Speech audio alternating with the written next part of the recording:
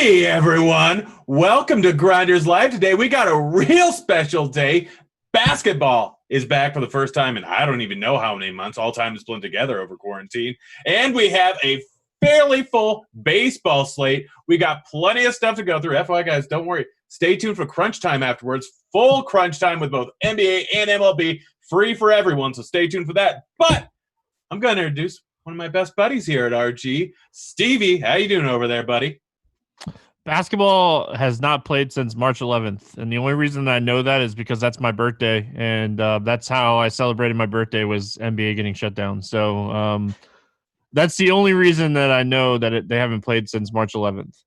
Yeah, sports being shut down, and then on top of that, you haven't had a newborn. So I'm sure that was a fun few months of quarantine. Oh, boy, but gosh, it's good to be back. We got 2 games tonight. I have a lot of random sports bets on it because they just have so many darn promos. I just keep throwing them in. So I don't even know who I have or what I have on any given site, but I've got plenty of bets here. But I am more focused on baseball for the moment right now because I know that they're going to have a full half hour, I believe, to go over NBA during crunch time. We'll have Meansy on there. We'll have Ruff. We'll have all sorts of people on there just doing whatever. But we got to go through some baseball. Just quick overview on the slate. Anything that immediately stood out to you, sir? I feel like there are some really good options at pitcher. At the top, I feel like there's a couple fades, and I feel like that I wouldn't say mid-tier, but like right below the elite pricing, there's a bunch of options, and I'm kind of liking what I'm seeing like ownership wise on some of these guys. So I think it's going to be a really interesting slate, when you're looking at like some of these guys you like and they're under 10%. So, I think it's going to be fun. Yeah, I think it's going to be fun too. Here, guys, if you haven't signed up for premium, go ahead and do that. You get all these little extensions here. You look at the starting lineups page, and you know exactly what the projections are according to RG, the ownership projections, pricing, everything all over the place here. But let's get started. Let's look at the highest owned pitchers on the slate. I want to hear your thoughts on them. We got Shane Bieber sitting there at 31% projected here. We got Bundy, a guy that generally you don't play when he's heavily owned, but it's a different team. It's a great matchup, and he's projected here at 38%. Those 2 guys are 2 of the more expensive pitchers on the slate, but they are 2 of my favorite options here. Let's start off with Bieber here. Got a decent matchup, or not a decent matchup here, going up against the Twins. We know that they've been hitting bombs constantly. We know that they can really just beat up on any pitcher here. But Bieber got great stuff around a 3 xFIP last year, some of the best numbers in the majors last year. It's not great hitting weather, but it's not terrible. What are your thoughts on using Bieber here up at the top? Yeah, like I think ceiling and talent-wise, Bieber is the best pitcher on the slate. I don't think that's even a question. My biggest concern is, he gives up a lot of hard contact, against a team with a lot of power. The strikeout, the ceiling upside for Bieber is definitely there. I was playing around with lineups before.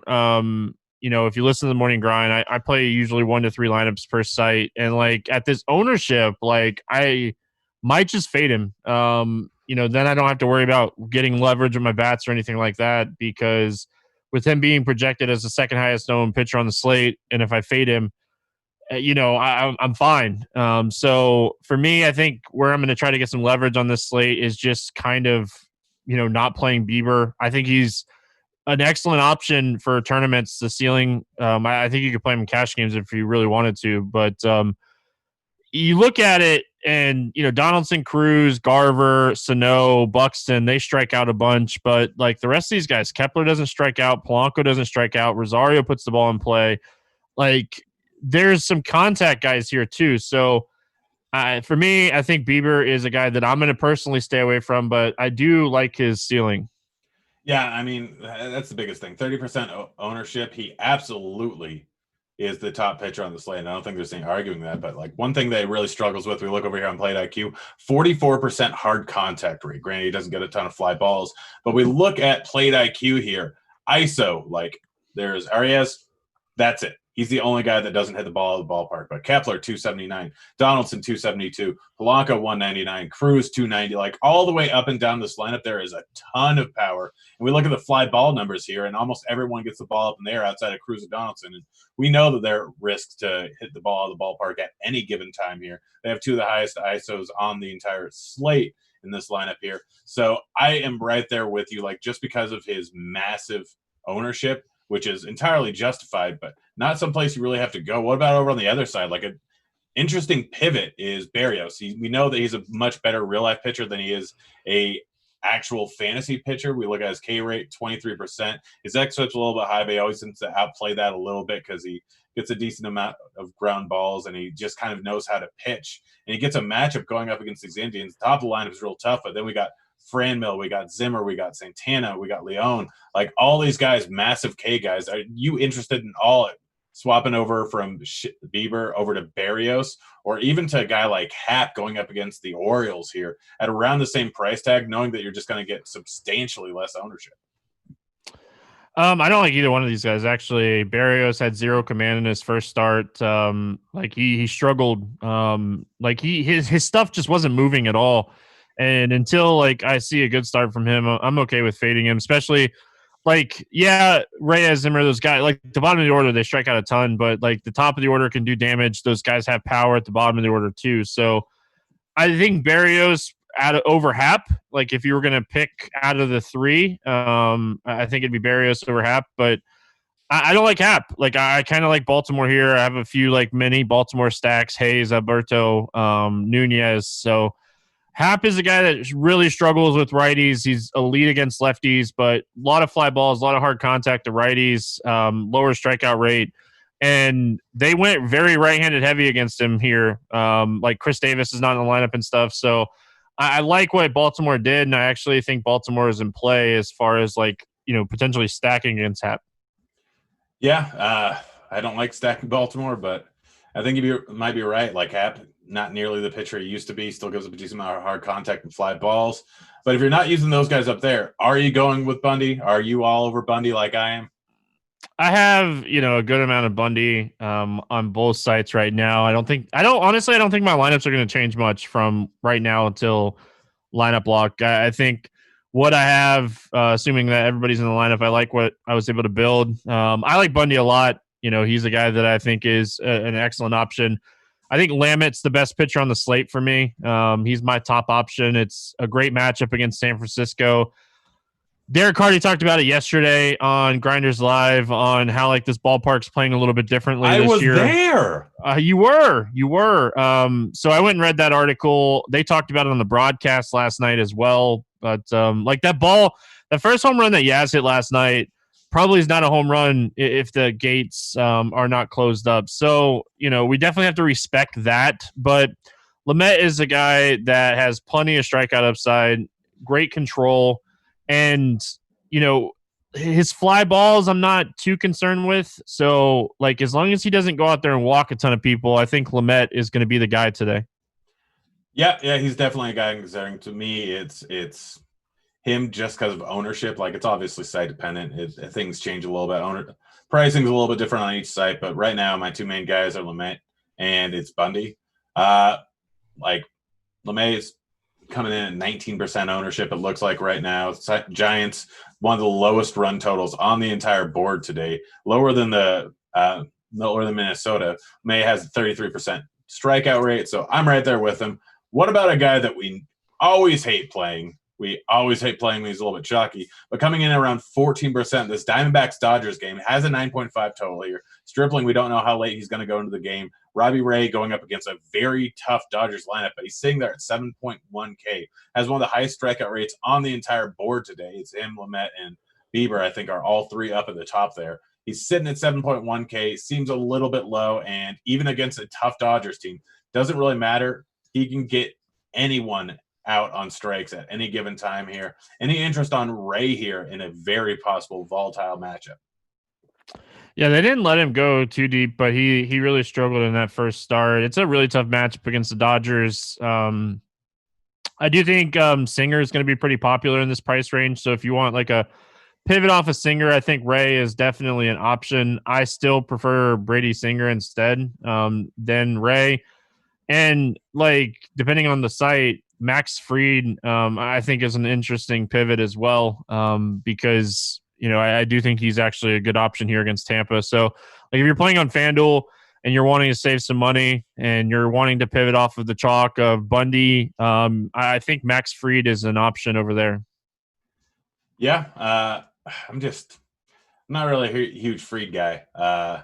I was at You one work with point. me all the time. It's a young Braves pitcher. What do you expect me to say? Oh, I know that you like him. We've talked about this a lot of times. And you look at his numbers last year: 3.3 xFIP, 24% K rate, but he did a little bit worse towards the latter end of the year. He is going up against a fairly high strikeout Rays team here, so I don't hate it that much. I don't know. I like the upside with Ray. I like the price tag of Bundy better than Fried. So I'm a little bit less off him, but that 7% ownership percentage I hadn't really seen until now. And the win possibility is definitely there. You might be taking me over there a little bit. We talked about Singer a little bit. This guy had one start already, came up from the minors, went straight from AA, if I remember correctly, had decent numbers in AA, but nothing that just stood off the page. But he is going up against Detroit here. Detroit, a team that we really like to target against last season. Got a few new bats in there in Scope and Crone. But we look at the K numbers versus righties here, and all the way up and down here on Plate IQ, red Cabrera, who we're not really worried about, red. Like, there are a lot of strikeouts in this lineup here. Singer looked pretty darn good in his first start. 5 innings, 7 Ks. Look at his numbers, xFIP 35% K rate. Did get a little bit wild here, but not really something we're terribly worried about with this Detroit team. Go ahead and sell me on him a little bit more, because I know that price tag is good. I know he has some potential, and this isn't the worst matchup in the world, but I don't know if I'm going to end up going with him too much. You just have a dude that, like, he came out and he was like, against right-handed hitters, he's like, all right, hit my slider, you know, in that first start. So like, I did a little research. I you know, dug into like Detroit against sliders, and they're not very good against sliders. So like, I don't expect Singer to come out and throw 60% sliders again.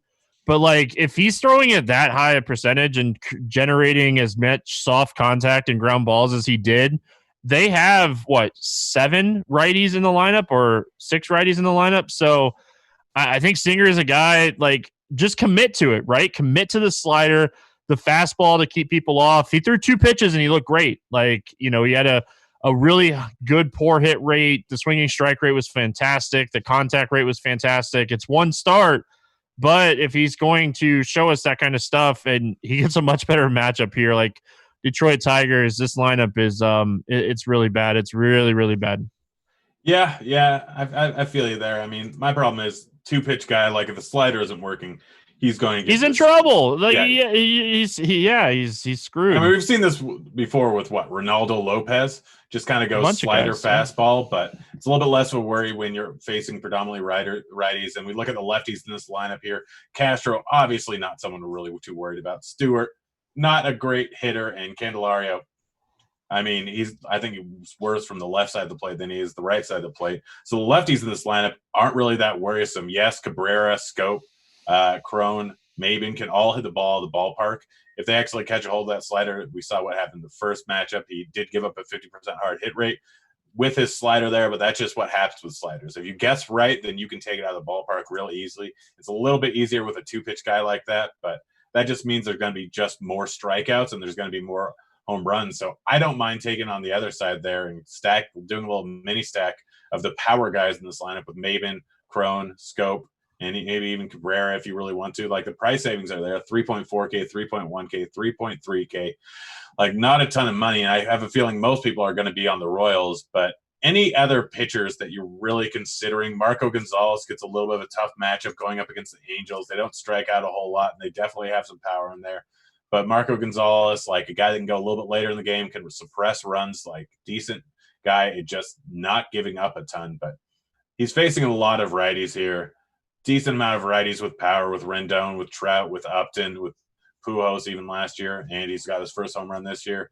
Any interest in Marco Gonzalez or Stripling or any other guy that we haven't mentioned yet?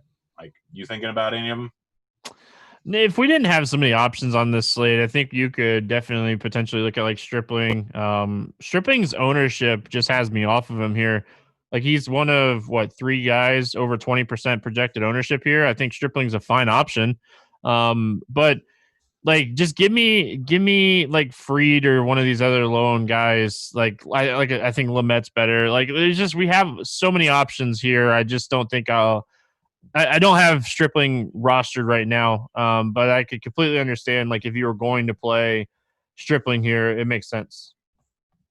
Yeah. All right. Anything else I'm missing here on pitching? I guess Gaussman, Like, not he's a an option. Yeah, he's an I think option. he's He's an 6K. option, He but showed some decent stuff last year. He's predominantly a reverse splits guy. He throws that splitter, and they've got Grisham, Hosmer, Profar, and Naylor in the lineup, it looks like, in the projected lineup. So he's only going up against 4 righties, although these righties are not righties you really want to face. So, any interest in Gaussman, he's only coming in at 11% ownership, 6.1K.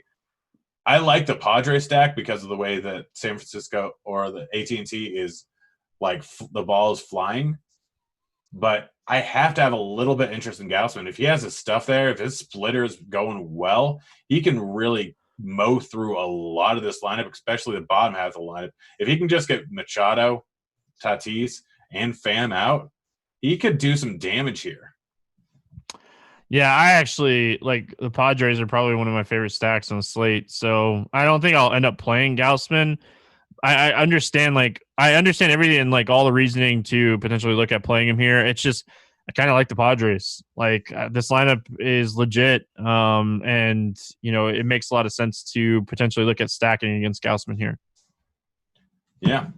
All right. Well, I think we kind of mowed through pitching. So you ready to move on to the bats? Yeah, let's do it. FYI, guys, if you haven't signed up for the bat, go ahead and do that. It's a good tool. Tacardi's a bit of a tool, but he made some good tools too. So that's predominantly what I use. We'll give you a little bit of a look at what it has to say today, and let's look at the point per dollar plays here. According to the BatX, DraftKings, there's one guy at catcher that just immediately stands off the page, and it is infuriating every single day, especially like yesterday when Matt Boyd just gets batted like crazy and they just keep hitting single after single and getting some runs, even though Kansas City didn't play that well and Boyd didn't pitch that badly. When you have a whole bunch of guys that are 2K, 2K, 2.6K, like even the most expensive guy in the lineup, Witt, is only at 4.1K. We look at the prices on these Royals, it's just ridiculous. And we have Perez sitting up there, the chalk of all chalk, 35% projected ownership. That might be low. 2.6K. Are you using just basically Perez and Sanchez, or are you going out the board? I know how you love to pay down for catchers, and Salvador Perez, super cheap catcher. You almost have to play him. I'm all about finding other options, but you're not going to find a guy this cheap batting that high up in the order in a great matchup. So as much as I don't want to play Perez, I have him on 2 or 3 on DraftKings right now. The other option that I think I loved seeing under 10% is Christian Vasquez against Steven Matz for the Red Sox. He's very good against lefties. Everyone in that range is going to pay up for Sanchez. I think Sanchez is definitely in play. Don't get me wrong, but Vasquez, power upside, lower ownership, under 10%, third highest projected ownership catcher. But I think Perez comes into closer to 40% on this slate. He's so cheap, and it makes so much sense to play him. It's crazy. Yeah, no, I'm right there with you. I'm trying to figure out a way not to play him, and I've got, outside of ownership, there's literally no other reason. What about some of these other guys here? I know you talked about the Baltimore stack, and the bat here seems to like Severino a little bit. Guy, he can hit lefties. Hap has some pretty extreme splits here. 42% fly ball rate, 41% hard contact rate, under a 20% strikeout rate, which is what we worry about a little bit with Severino.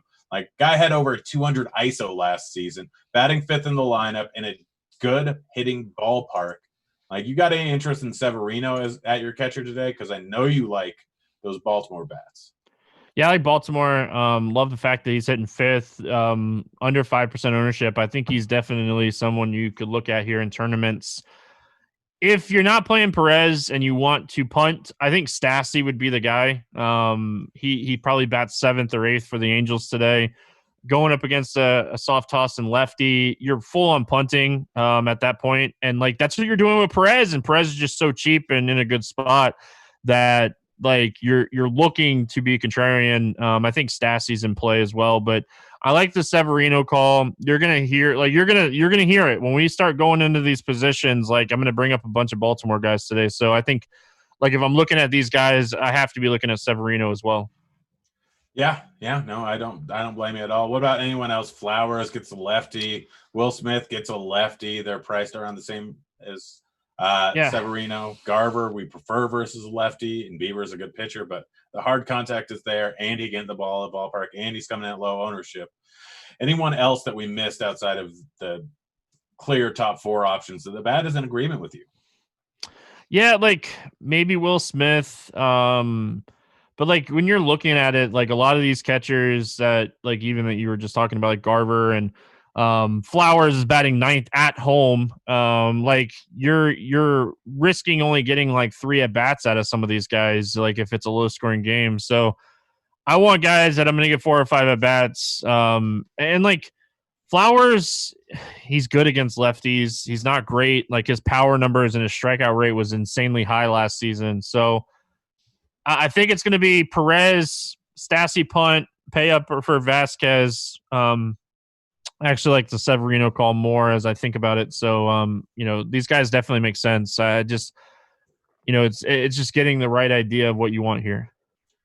Yeah. All right. Well, let's move on to first base there because catcher is always boring to talk about. But first base, we got Voit going up against Andy Means' brother, Johnny Means, I assume. And we got O'Hearn's. Same scenarios with catcher. 2 guys going to eat up a lot of the ownership. O'Hearn had a little bit of a rough season last year, but going up against a guy that does not strike out many guys, and he's sitting at 2K, and Voit just getting the perfect matchup.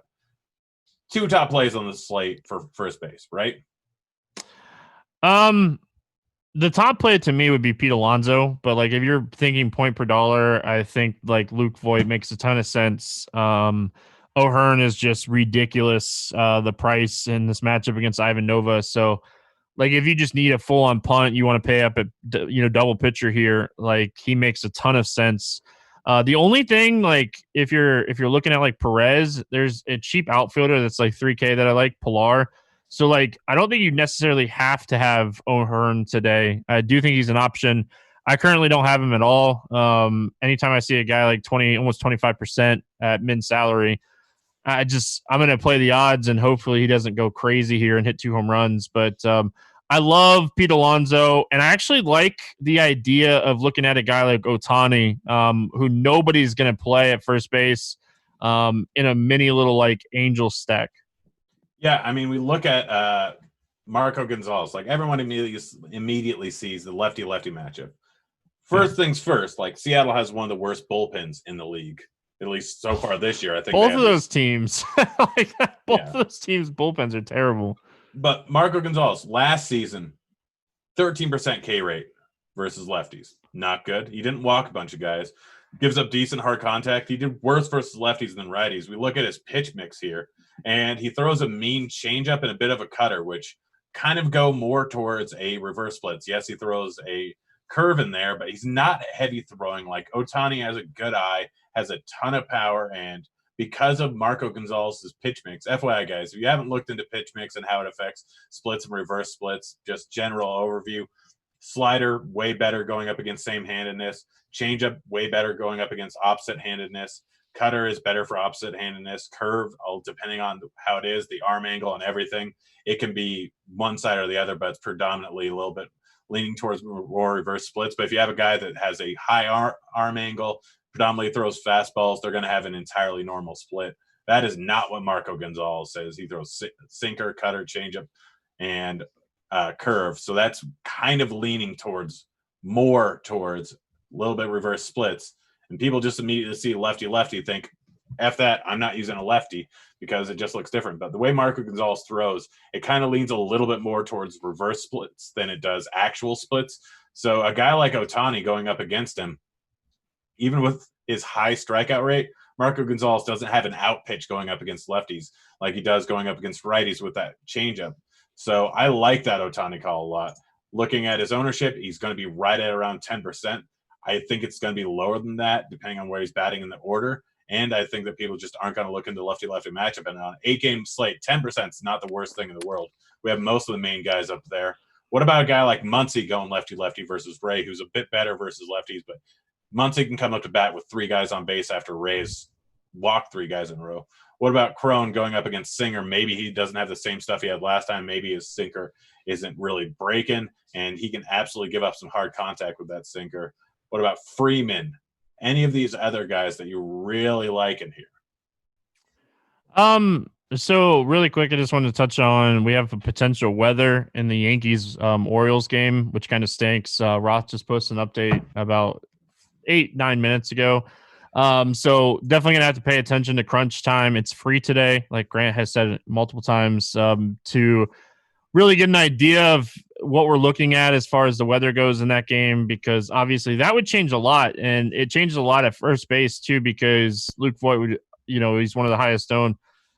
I don't have a ton of interest in CJ Crone. I do think, like, if you want to be in like the CJ Crone range, I think Carlos Santana is an option against Berrios. Like I said, Berrios really lacked command in that first start, and his stuff did not look great. Muncy's always in play. Lefty, righty, doesn't matter. Ray is better against lefties. Freeman, lefty-lefty matchup. We have Freeman projected for like 8% ownership. I think it comes in closer to like 5, if not lower. So Pete Alonso still, like, if I can pay up for Pete Alonso, I'm going to do it as much as I possibly can on this slate. But now, a game that we love with some potential weather, obviously can change some stuff up here. So we're definitely going to have to be paying attention to what Roth has to say for that one. Yeah. So one more guy that I want to mention. We can also mention him in a second because he's first and second eligible. Like Matz is another guy that's a little bit splits neutral. He's going up against Chavez. Chavez is sitting there at 2.3K. We know he has a bit of pop. He's a cheap guy that you can pivot off of O'Hearn from, because not a lot of people are playing the Red Sox. They're going to see O'Hearn batting 5th. They're going to see the total for the Royals, and they're going to immediately go with O'Hearn. And Chavez is sitting there likely at around 12% ownership, so roughly half of what O'Hearn is. Any interest on him going up against Matz? I mean, you could obviously play him first or second. We'll just cover him here since we're on it. Yeah, I think the Red Sox stack is interesting. They're cheap. They're really, really cheap. So you can fit in like JD with Devers not playing today. Like, you can fit in JD with Xander, and then you can go like Chavez. You can go Peraza. You can go Pilar. Like, there's so many cheap options that the Red Sox stack, if they hit the ball well. Like, they've been terrible. They have not been hitting the ball well at all. But if they do get on the right side of it today, they have a ton of upside. So I definitely like Chavez. I was going to bring him up at second base, so I'm glad you brought him up. I definitely think he's in play today. Probably end up playing him more at like second base, but if you want to play him and Peraza, I guess you could play Peraza at shortstop too, so it doesn't matter. Yeah. Hooray, multi-position eligibility. Let's move on to second base. And you mentioned Peraza. Let's talk about him. Batting first, 2.3K. You can get 2 Boston guys in there for 4.6K to start off your stack at second, first, short, whatever you want there out of those 3 positions. Peraza, I know he had that big night the other night, coming in at 22% ownership. Are you on him? No, I am all in. I am all in on Alberto today. So I'm really wanting this weather to be okay in Baltimore, because I love him in this spot. The guy he was so consistent against left-handed pitching last season, and he's seen Hap a bunch, like Baltimore and New York play a bunch. So I like this spot for Alberto a lot. 10% K rate against lefties last season, 400 WOBA. He's going to put the ball in play. He's not always going to make hard contact. He's not always going to have the best exit velocity. But like, if I'm just looking at pricing, I'm looking at ownership, like 2% ownership on this guy, and like I said, I'm all in. I think this is an excellent spot to play him. On FanDuel, I think I had LeMahieu, but I think like I'm gonna end up probably going Alberto over there as well. I love this spot for him. Yeah, well, that's a bold move. I'm a little bit more. The guy that I kind of want to play more is Scope. Like going up against Singer, like I said, if the slider's not breaking, he's going to get destroyed today. And also, I just kind of like a few of the prices on these Detroit backs. I already mentioned Crone a little bit. Scope here, like I like a few of these guys in this lineup here. But the chalk's going to be on New York. Like the New York, watch out for the weather. Roth is coming on after this. He'll be taking you up to the minute weather report until the game start here. LeMahieu, Torres, both second base eligible, 25% and 23%. The bat has them projected as the two highest projected second baseman on the slate, followed by, of course, a Royals guy in Witt here at second base eligibility. Like, honestly, if you want to be off the board, don't go with any of those three guys. Don't go with Peraza. It really does not matter what you do after that. Like, it really is irrelevant because those guys are going to garner close to 100% ownership combined. So any other guys that we missed talking about here, Kettle Marte going up against Stripling in that good Dodgers bullpen. We got Lau going up against Fried in the lefty-lefty matchup. Not going to be terribly high owned, but it's not an easy matchup. You talked about Alberto. We got Kike Hernandez. Loves going up against a lefty. And Zion Williamson will play Thursday. Gosh, that's good. Man. Yeah. I think going up to like Albies or Kettle Marte is interesting because so many people at second base are going to be paying down. Albies very good against lefties, 286 ISO last season against lefties. We know how good he is against lefties. Yeah, it's a tough matchup against Yarbrough, but Yarbrough probably not going to go too deep into the game either. They're very careful with him. And then Kettle Marte against Stripling, going to bat leadoff here against Stripling. We know the upside for Kettle Marte is, speed and power. So I think paying up at second base is definitely a way that you can, create leverage and gain some ownership on the field on the slate. FYI, Chicago, Cincinnati will be delayed due to inclement weather, just so you know. And Bad MGM sending me over promos. Gosh, I love that sports betting is legal here in Colorado now. All right, I think that pretty much wraps up second base there. Let's move on to third base. Who are you going with? We obviously talked about LeMahieu already. We already know. But there's one guy, we look at tags here. Pretty much everyone tagged him. He's 2K. DraftKings refuses to make my life any easier by raising his price tag. Franco hit 2 bombs the other night, still just sitting there at minimum price. Are you playing Franco along with everyone else? He's only projected at 10% ownership. I feel like that's low.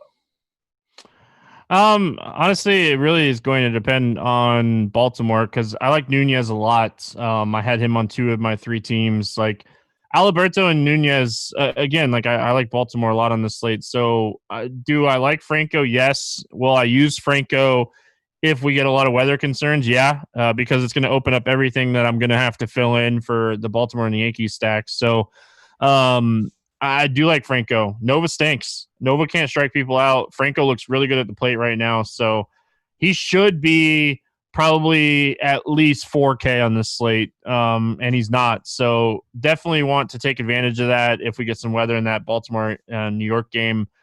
Again, like Nunez, great spot for Nunez, a guy that has a lot of power upside against left-handed pitching, and like he's cheap and nobody's going to play him. Like, people don't like playing Baltimore. That's fine.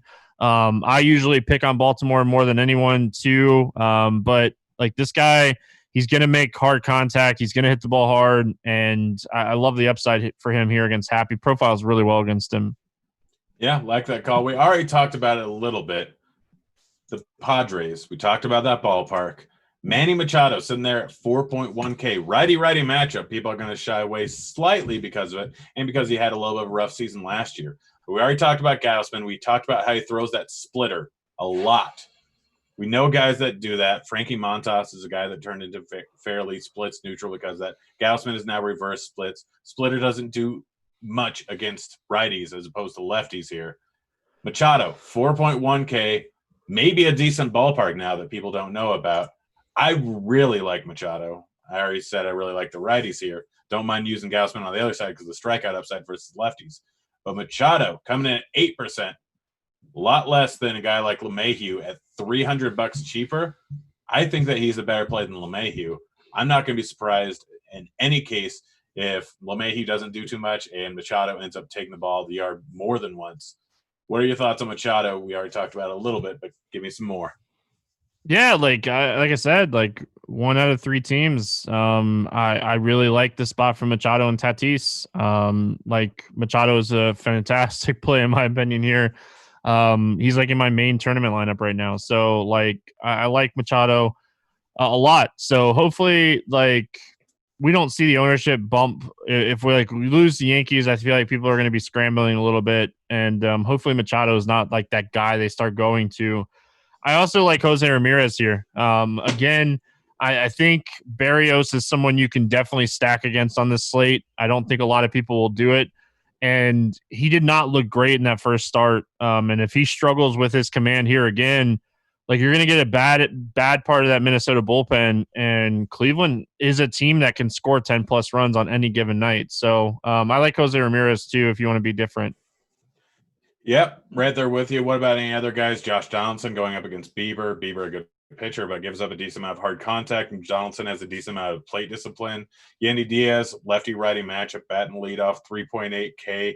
Candelario, not a great hitter, but Singer, like I said, if that slider isn't working, he could be in some trouble there. Andujar going ninth in the lineup there for the Yankees if that game ends up playing. Escobar, Rendon, lefty-righty matchup, like 5.4K, but you have money to spend. Any of these other guys really tickle your fancy?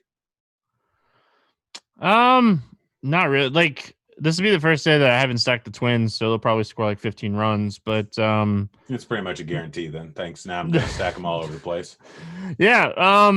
If Austin Riley wasn't hitting so far down in the lineup, like I'd have some interest in him. He showed some really good upside against lefties. Anthony Rendon against the lefty at really low ownership. You know, we know the upside that Anthony Rendon has against left-handed pitching. He can hit 2 home runs in this game, and it wouldn't shock anybody. But yeah, outside of stacking teams, I just don't have any interest here in a lot of these guys. So, you know, my player pool is pretty much done. Like I said, now might have to open it back up with this New York Baltimore news. But yeah. Well, we'll see what Roth has to say after this, guys. Again, free crunch time. Get on in there. And now is probably a good time to mention Sharpside. Guys, if you haven't signed up for Sharpside, Devin, I don't know if this is the time, but now I'm telling you it's the time. If you haven't signed up for Sharpside, go ahead and get signed up. Free contests all the time. They have a current lock contest. Get more than 5 in a row. I think you get more free FanDuel credit just for getting more than 5 or more in a row. Me and Stevie happen to have the exact same bet for our lock. We didn't know that. I got a backup one. I can't remember what it is, but I got a backup one. Stevie, what was your lock for the Sharpside contest? Yeah, I don't know if it was like just because it was Sharpside or like if it was we got it at the right time or whatever, but Kansas City was minus 103 on the money line. So I lost my streak bet like 2 days ago, won my streak bet yesterday. So my lock today is Kansas City money line at minus 103. I like almost a pick 'em for Kansas City, and I love the Royals. I do not like, Detroit on the other side. Yeah, I think that I got the exact same thing. Like I bet it, and then it immediately changed to minus 103. Either way, it still qualified for the Sharpside lock bet. I went, if you want a different one, I like the Indians. Again, Berrios, we mentioned it multiple times, did not look great. Bieber, a guy that we do have to worry about power, but he is an ace pitcher, one of the best pitchers in the entire league. So if you don't want to go with the Royals, go with the Indians. I know that they're plus 107, but they should probably be favored in this matchup, in my opinion. I'm a big fan of them. But go ahead, get that in. Let's move on to shortstop. I already talked about Peraza, so we won't talk about it again.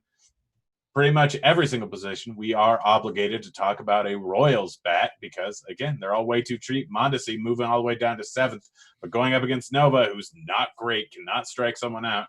Mondesi, 7th in the order, currently projected for 30% ownership. I'm guessing it's going to drop a little bit lower than that. What are your thoughts on him? Are you using him? Yeah, I actually like him a lot in this spot. Like, I like the fact that like he's not facing a lefty. He's looked kind of lost to the plate facing the lefties the last few days. Nova, not a big K guy. The biggest thing you worry about Mondesi is, high strikeout guys. So Mondesi, the upside is definitely there. I like him in the spot. I'm not really like, I don't love any shortstop today. So like it's just Tatis, outside of Tatis. outside of Tatis. I think Torres is going to be really popular. Peraza at shortstop, I think, will be really popular. So, like, looking at maybe like Xander, just really like shortstop is like a last fill position for me. And if I need someone cheap, I'll play Peraza. If I have the money, I'll play Lindor or Xander. Or if I have everything, I'll go up to Tatis. Yeah, what are your thoughts on Polanco? He's 3.7K, so 400 more than Alberto Mondesi. Just straight up as a leverage play, as a game theory play, like Polanco going up against one of the chalkiest pitchers on the slate there. Too cheap considering how good he is. Batting high up there in the order. Going up against a hard contact guy. What about Polanco at 3.7K? Ownership is updated. I'm going to refresh my page. The excitement is killing me right now. Let's see what it has to say.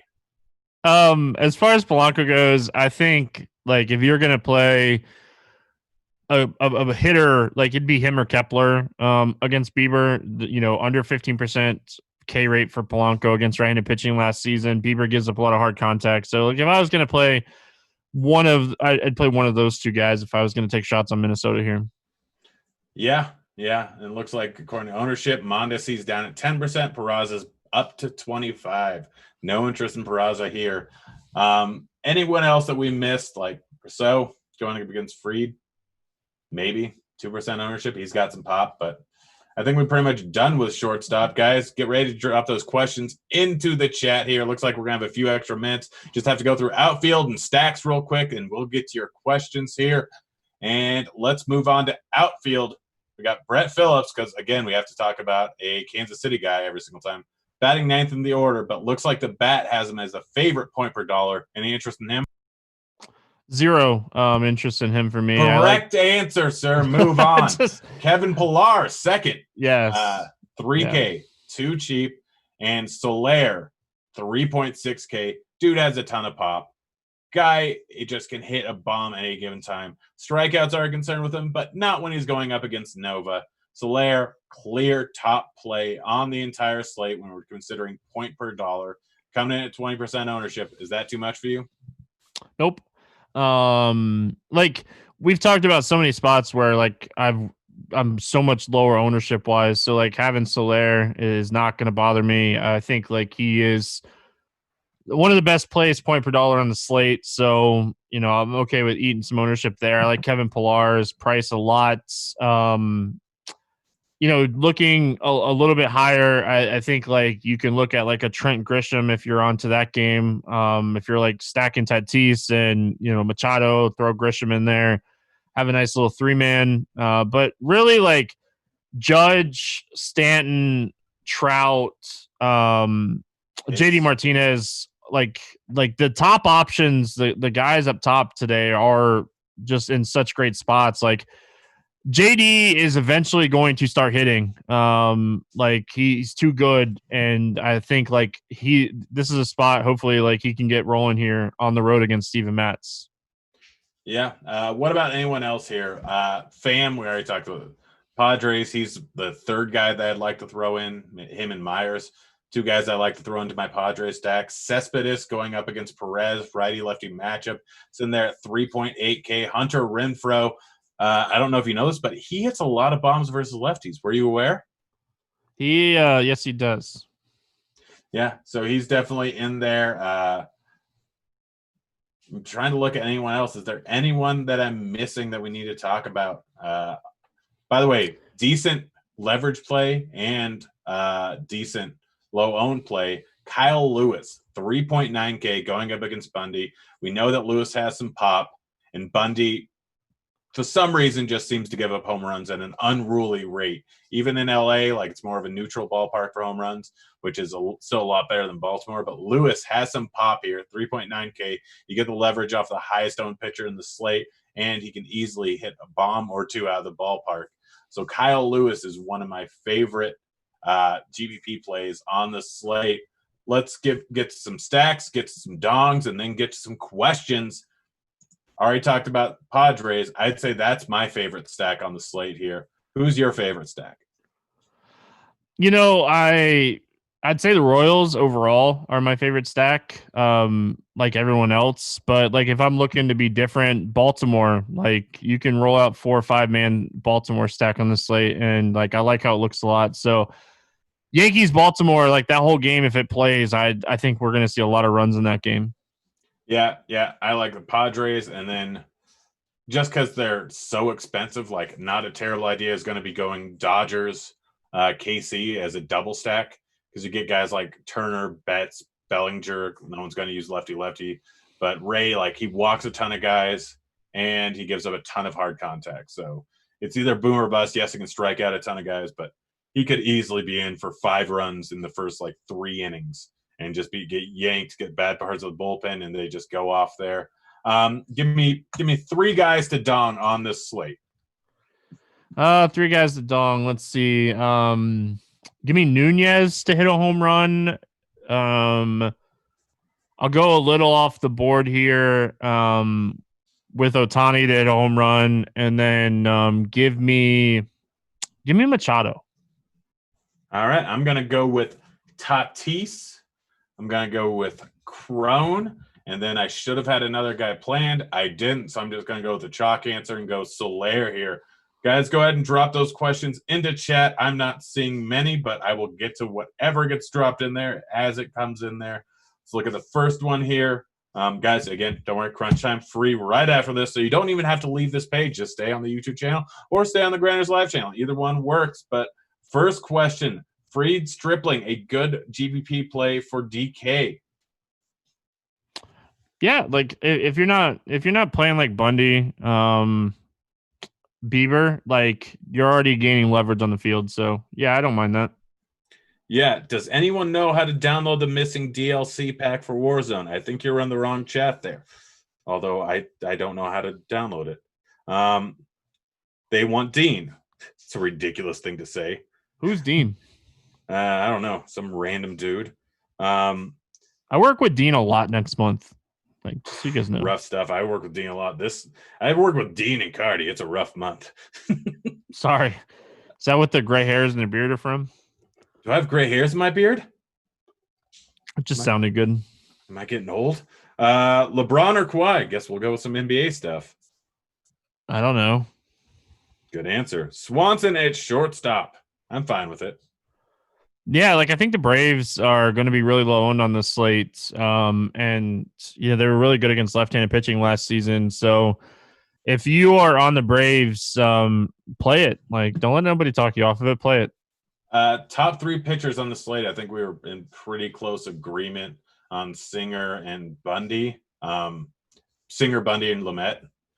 I think that's our top 3. Let's see. Low-owned pitcher for GPPs. I had one.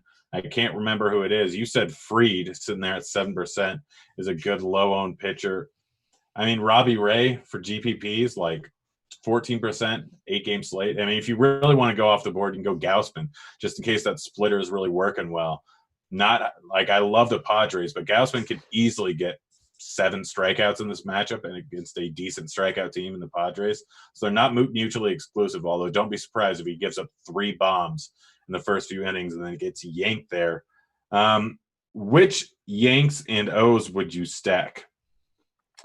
I like the top 5 for Baltimore. I like everybody from New York. I don't think there's a bad option from the Yankees. So we'll have to wait and see what Kevin Roth has to say on Crunch Time about that game. But like overall, I think everyone's in play for New York, and I like the top 5 for Baltimore. All right, people keep asking about the weather. Guys, again, wait for Crunch Time right after this. Free today. Roth will go over the weather there. Around 6:30 Eastern, he'll be on Crunch Time to go over the weather. Yeah, so we don't know. We're not weathermen. We just trust a weatherman that we know, who is Roth. That's the answer. Singer, good GBP play. Absolutely, he is. Thoughts on Gummy Bear King for NBA GBP sleeper? Means he'll ask that. Which two pitchers will give me 13 innings tonight? My guess would probably be Bundy and Bieber. I think Bieber has the longest leash. That first start, he went back out after 100 pitches. So I think Bieber has the longest leash. Him and Bundy would be my two. Yeah. Better play, Franco or Peraza? Absolutely Franco, in my opinion. Is Bieber chalk? Much more upside. Is Bieber chalk? Yes, he is. Vomit stack, probably in my opinion, Detroit would be the vomit stack. One last question, Stripling or Bundy, FanDuel GBP. You answer first. Bundy. That is the correct answer. Even though he's lost me so much money, I just can't quit him. He's like that one ex that you keep coming back to, no matter how horribly she treats you, just because, occasionally it's good. But guys, that's been it. That's been Grinderslive. Again, stay tuned. I think we got the 6-pack coming up, and then an hour of crunch time, I believe. Baseball and NBA. Basketball is back, guys. Life is good. Everything's great. Stevie, thanks for joining me. I'll probably be back with you, Sunday night for a little bit of morning grind. Is that correct? Yeah, for sure. Monday. All right. Well, guys, it's been fun. We're out of here. See you, kids.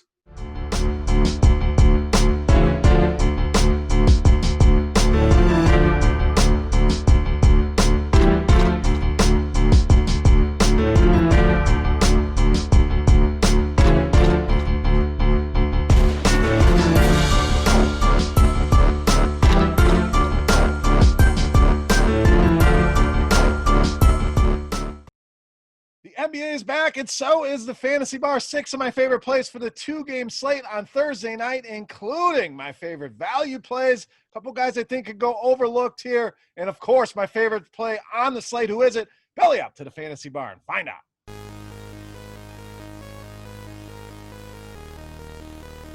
Welcome back, guys. The NBA is finally back. It's good to be back here in the Fantasy Bar, providing 6 of my favorite plays for that 2-game Thursday slate. Welcome in. Can't wait to break things down. Before we get into some NBA talk, guys, got to get over to RotoGrinders. Special offer for you guys for hanging out at the Fantasy Bar. Go to rotogrinders.com/beer, and that's going to get you $10 off an RG premium subscription that covers baseball, basketball we're about to talk about, NFL, let's hope we have a season, as well as the PGA Tour, all under one umbrella, rotogrinders.com/beer. Now, make sure on YouTube you're hitting that thumbs up button, guys. That's the tip jar here in the Fantasy Bar. If you enjoy the videos, you enjoy checking out the Fantasy Bar, that's all I need from you, that thumbs up button. Make sure you subscribe to the channel as well. Going to be doing baseball, a couple videos already out this week. Going to be doing NBA a couple times a week.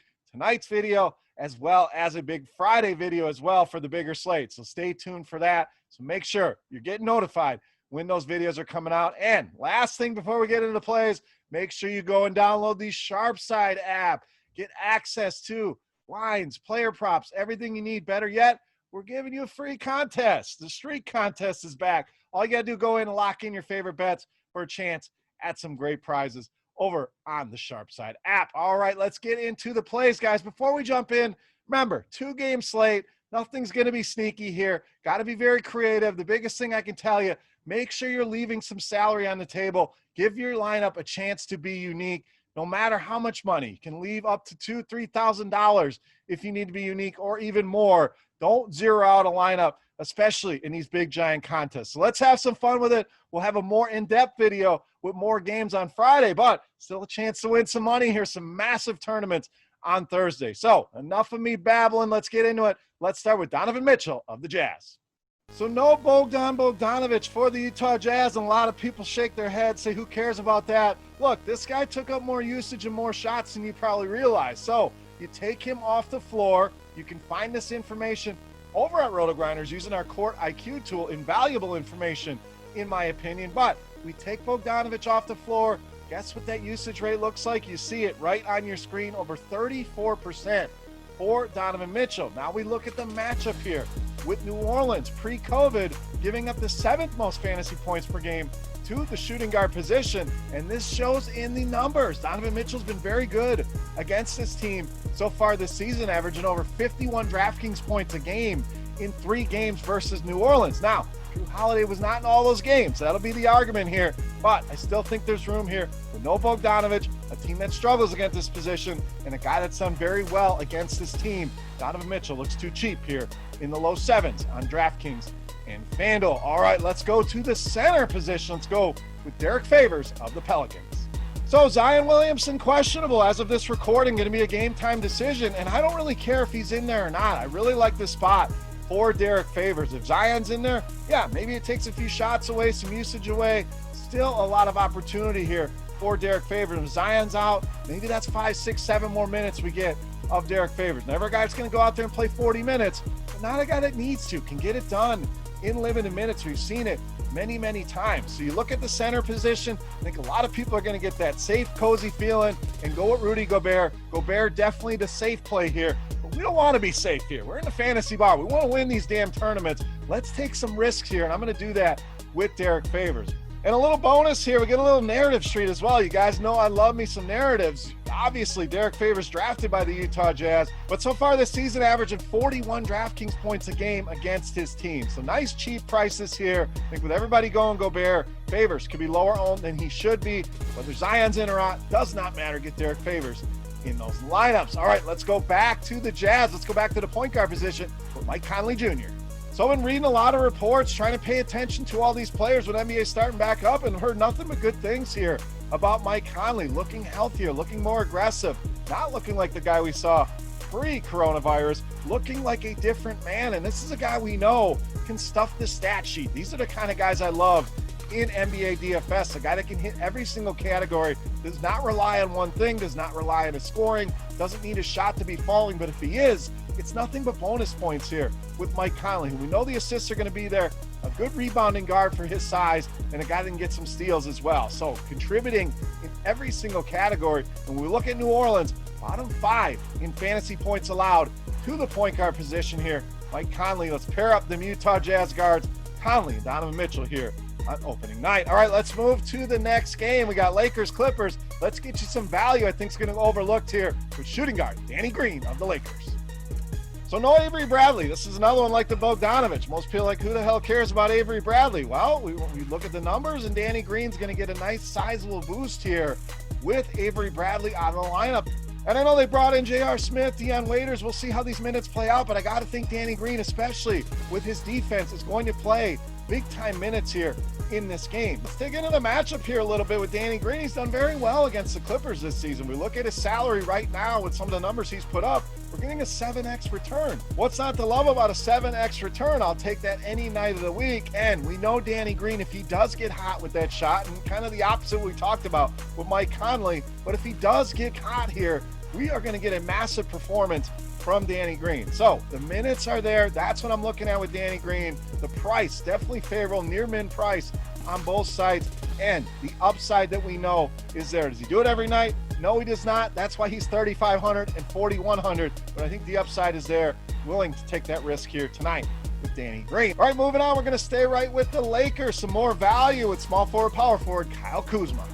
So with the Lakers, I don't think you're going to get 35, 40 minutes here from LeBron James. Anthony Davis, we know, is already dealing with an injury. Surprise, surprise, NBA is back. So I think that's good things for Kyle Kuzma. Teams have to put less emphasis on getting the number 1 seed. There is no home court advantage here in the bubble. Now, teams still want to be the number 1 seed, of course, but I think there's less emphasis on it. Why run LeBron James into the ground? Let's get Kyle Kuzma some minutes. Let's get this guy going as our number 3 option. We started to see glimpses of that before the coronavirus hit, but when I look at prices here, really stood out to me, under 5,000 for a guy of this magnitude. So great buy low here with Kyle Kuzma on both sides. And this matchup, once again, we're digging into matchups, averaging over 30 DraftKings points a game against the Los Angeles Clippers. He gives us 30. We're easily 6, 7, 8x here on these numbers. Let's not overthink it. Great value here on the Lakers with Danny Green and Kyle Kuzma. All right, it's time to take a look at my favorite play for the 2-game Thursday night slate. But before we do that, guys, We're going to run it back. We're going to do the Beast of the Night contest. All you have to do is get in the comment section of the video and let me know. Fantasy points for my Beast of the Night on DraftKings. The closest guest is going to win themselves a free week of RotoGrinders Premium. Or if you're already a loyal subscriber, we're going to send you a free RotoGrinders t-shirt. So without further ado, let's get into it. Good to be back. Let's take a look at my favorite play on Thursday night. No mass, Beast of the Night.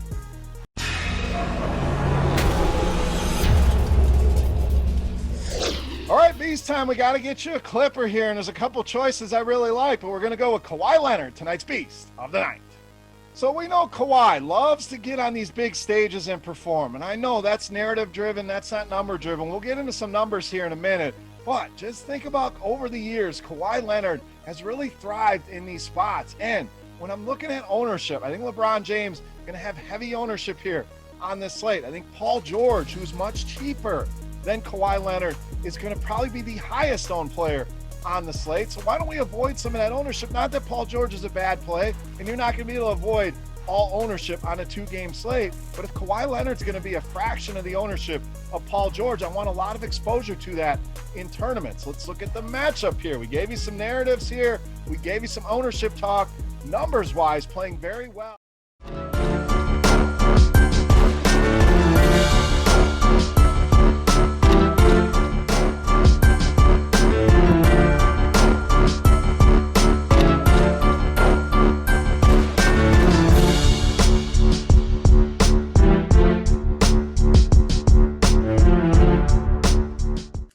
What is up, everybody? Welcome back to Crunch Time. It is a glorious day. It is a Thursday Crunch Time.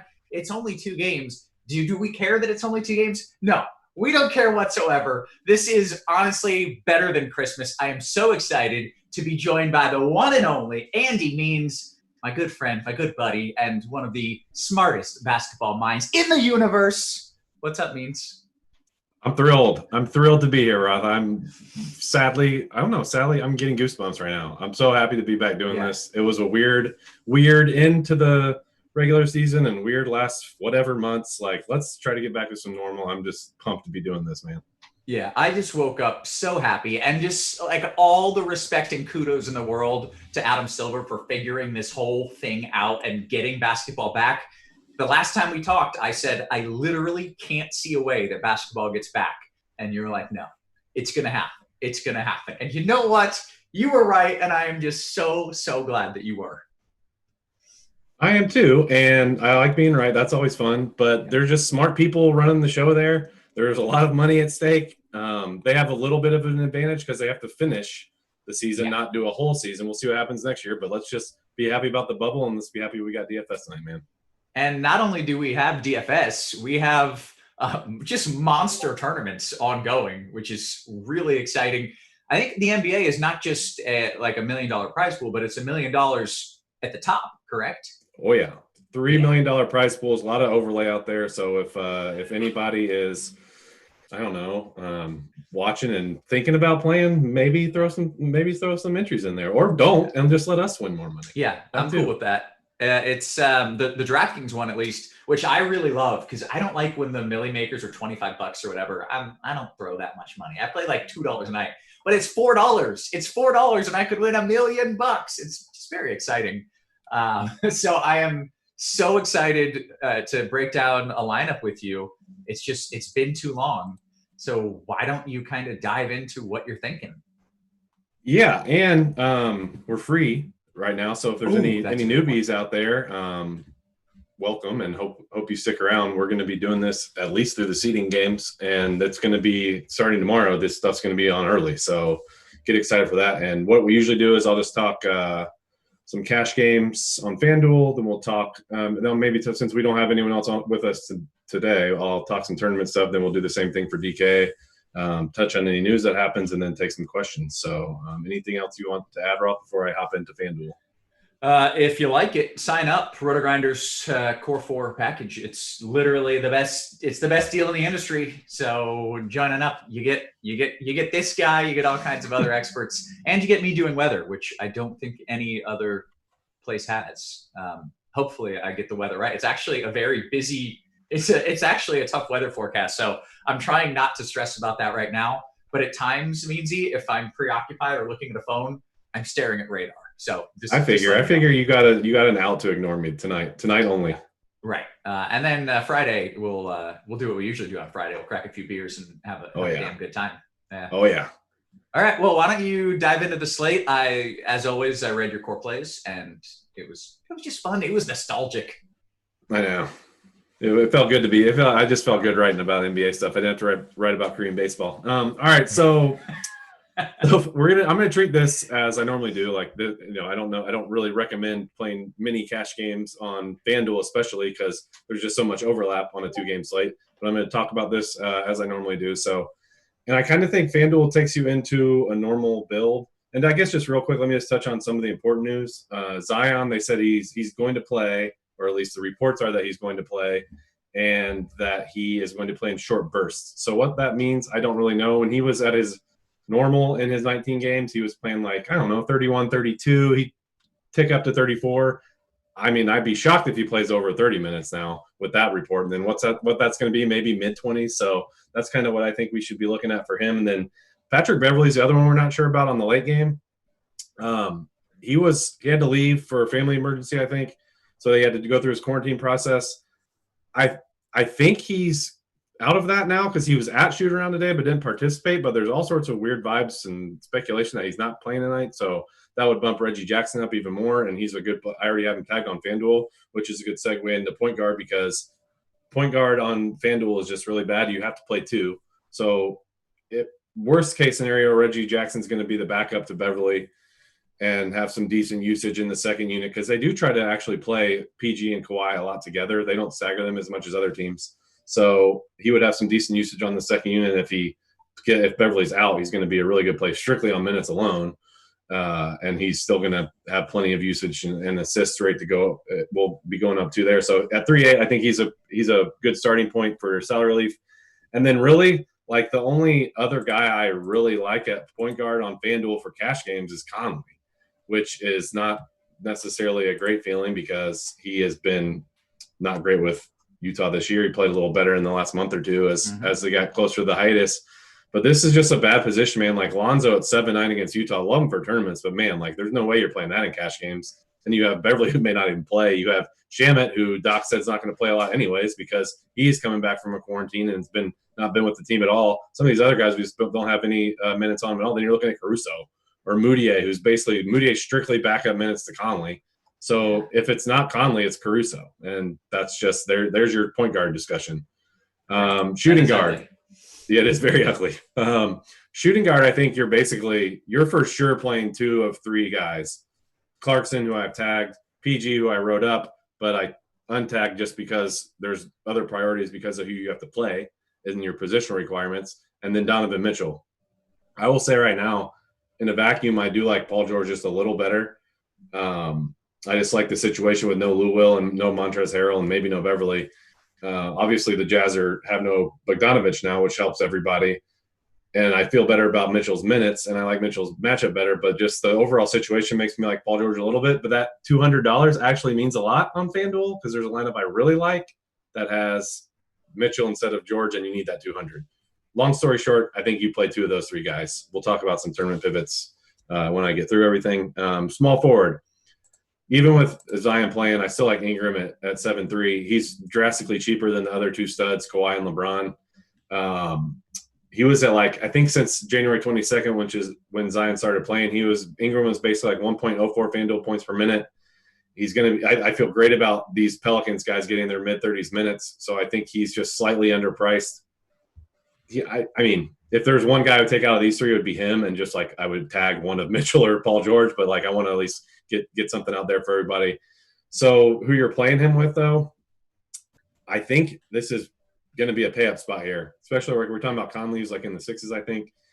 You're going to have the money with the rest of these other 4 positions. So I think you're playing one of Kawhi or LeBron. If anything else, it's Ingles. You look at the other 3 guys, they said Markieff is going to be even more limited on his minutes, and then you have 2 guys who you just can't play. So you're just playing almost certainly Ingram and one of these 2 studs. And then power forward, my least favorite position on the slate by far on both sides. man, it's bad. It's garbage. Yeah, it's really bad. And then on DK, you got to do like, at least you get Paul George at small forward, then you have to do a power forward and a forward. It is not fun. Yeah. But it'll be a lot better tomorrow. I promise you that. So what you're doing here is you honestly might be stuck into paying up for AD, which is fine. Like, of the three studs, and by the three studs, I'm classifying that as LeBron, Kawhi, and AD, just because Paul George he's kind of up there, but he's just a little cheaper. I just feel like AD is I'm the least certain of him playing a lot of minutes. He missed the last game. He's had the eye injury. He's AD to begin with. The Clippers have been playing their main guys a lot more in these scrimmages. Like Paul George is at 28 minutes in the last scrimmage. Kawhi was at 30. You can see their ramp just going up, getting ready to play normal minutes this game. The Lakers, not as much. But then you have LeBron, who's just a robot, who's always in good shape when he'll be in good shape when he's 67 years old. So I'm not worried about him playing his normal minutes as much as AD. But you might just have to fall on him, especially on FanDuel, just because you need to spend money at a really bad position where you have to play two. So you might land on him. Zion, I don't want to play him now that he is that we have these short bursts. I had a lineup I liked with him earlier. Don't think you need to do it now. So you're probably looking at this Kyle Kuzma, Marcus Morris, JaMychal Green batch as your pairing with maybe AD, or maybe you play both of the cheapies. Royce O'Neal's fine too. I kind of probably prefer Kuzma slightly if you have the funds, but Morris is fine too at the $500 cheaper. And then center, mostly a two-man race for me here in cash games between Gobert and Favors. I would prefer Gobert, all things equal. A lot of it, I don't absolutely love him at 8-2. He's the best play in a vacuum to me, but he's not better than like the shooting guard options. And you have to play a center, and so you kind of are forced between those two. The other guys, JaVale McGee's more interesting on DK, where he's much cheaper. And then Zubac, I'm worried about him kind of being limited. So that's kind of it for me as far as like cash game discussions go. Okay. There's been a few FanDuel questions. Most of them have been DK tournament questions. So, of course, we're going to get to all those in a bit. Mm-hmm. But here's a quick FanDuel question for you. It is a GPP question. At point guard, any interest in sexy Alex Caruso as a punt? And I did not add the sexy qualifier. That was in the question. I'm going to hit a refresh real quick just so I make sure I have projected ownership up to date, because I want to look at that at point guard, because I mentioned him as he would be probably the third option of the two guys I mentioned, of the guys we have. So let's look at – so we have Caruso at 28%. Yeah, I mean, I'm fine with – we have these two guys I talked about basically approaching 50. I personally don't think Lonzo will be 43%, but just because he's so expensive, but maybe he will just because you might be forced into it. And again, a shout out to everybody working behind the scenes on how you can, if you haven't noticed already, but you can edit these projected ownerships to fit what you want. So that's an awesome feature that I think we added in the quarantine. So I'm not sure, it's all a blur. Yeah, love Caruso though. And that kind of just makes your build a little different too. And also one other thing, I know someone's already asked me this, but FanDuel does have late swap now. So like when we were talking in March, we would talk about taking shots on guessing on situations. Right. FanDuel has late swap now, especially because these games are going to be like Christmas Day where they're just so staggered. So keep that in mind too, because I was going to talk about like Reggie Jackson. Like Caruso's definitely a good pivot off Reggie Jackson, because like let's say Beverly plays, Jackson is fine, but he's not like so much better to play than Caruso. And for all we know, Caruso could see his minutes tick up just because they're so thin in the backcourt with, Rondo and Bradley out. So, yeah, I like him. That's a way to be different there. Like shooting guard, I really like Drew Holiday. Like there's nothing about him in tournaments, there's nothing about him that's going to be like a great medium projection play. Like we have him as a negative RG value. But people are not going to spend – if they have places to spend up, they're not going to spend up 8-3 against Utah for Drew Holiday with Zion back, and you have like the LeBrons and the Kawhis. Like you're going to get some pretty low ownership, I feel, on him. And then you're just taking shots on all these cheap guys that are going to be pivots off Clarkson. We have Clarkson at 37% ownership. You have like we saw JJ in that last scrimmage. Dude got caught fire, scored like 20 in a quarter or something. So you're looking at him. KCP can do that to a lesser degree, but he's cheaper. But he'll get you some rebounds, some steals, some blocks. He'll get you there in different ways. Hart can kind of contribute across the board. So those are some ways to be different in shooting guard. So I really think these three guys are just going to take the majority of the ownership at shooting guard. Small forward, we kind of talked about all the meaningful plays anyways, just because you're pretty much looking at this group of 4 guys. Waiters. Now there's something we can think of here if we're talking about, if you want to talk game stacks or just how a game script could go in general. I think this first game is going to be way more competitive. Obviously, the Pelicans are going to try to get in that play-in game. Everyone wants to make the playoffs anyways. I think, and the Utah is playing for something too. They're playing for seeding. They're still kind of they're not like, I guess they're guaranteed to get in the playoffs, but they still want to get as good a seed as possible. But I think that game's going to be way more competitive. Lakers are in first place by a wide margin in the West. Getting the best record in the league does not matter. If they don't care about Milwaukee's record is, there's no home court advantage. Doesn't matter anymore. Clippers are a couple games, like a game and a half maybe up on Denver as the 2nd and 3rd seed, but they're also just only a couple games away from like being in like the 4, 5, 6 range. They do not want to get in the 4 or 5 range and play the Lakers in the second round. And like you can see, like they're, like I said, the Clippers are ramping these guys up, ready to get them ready for normal minutes in the playoffs. So if that game, I'm not saying that it's going to get out of hand either way, but like if you see like Dion Waiters, that's the guy you're trying to maybe take a couple shots on in these big, huge, top-heavy tournaments. Like to just maybe he goes and shoots 15 times in garbage time or something. So I know I'm kind of going on a rant, but I was trying to cover some tournament stuff on FanDuel. You're good. Anything else? Big men tournaments on FanDuel? Power forward, I guess, would be maybe Melly with the Zion news. They said Melly would have started if Zion wasn't playing, so maybe that just means he gets a little more minutes anyways. JaMychal. I love JaMychal Green tonight in tournaments especially. And if the position's so bad, like just use him.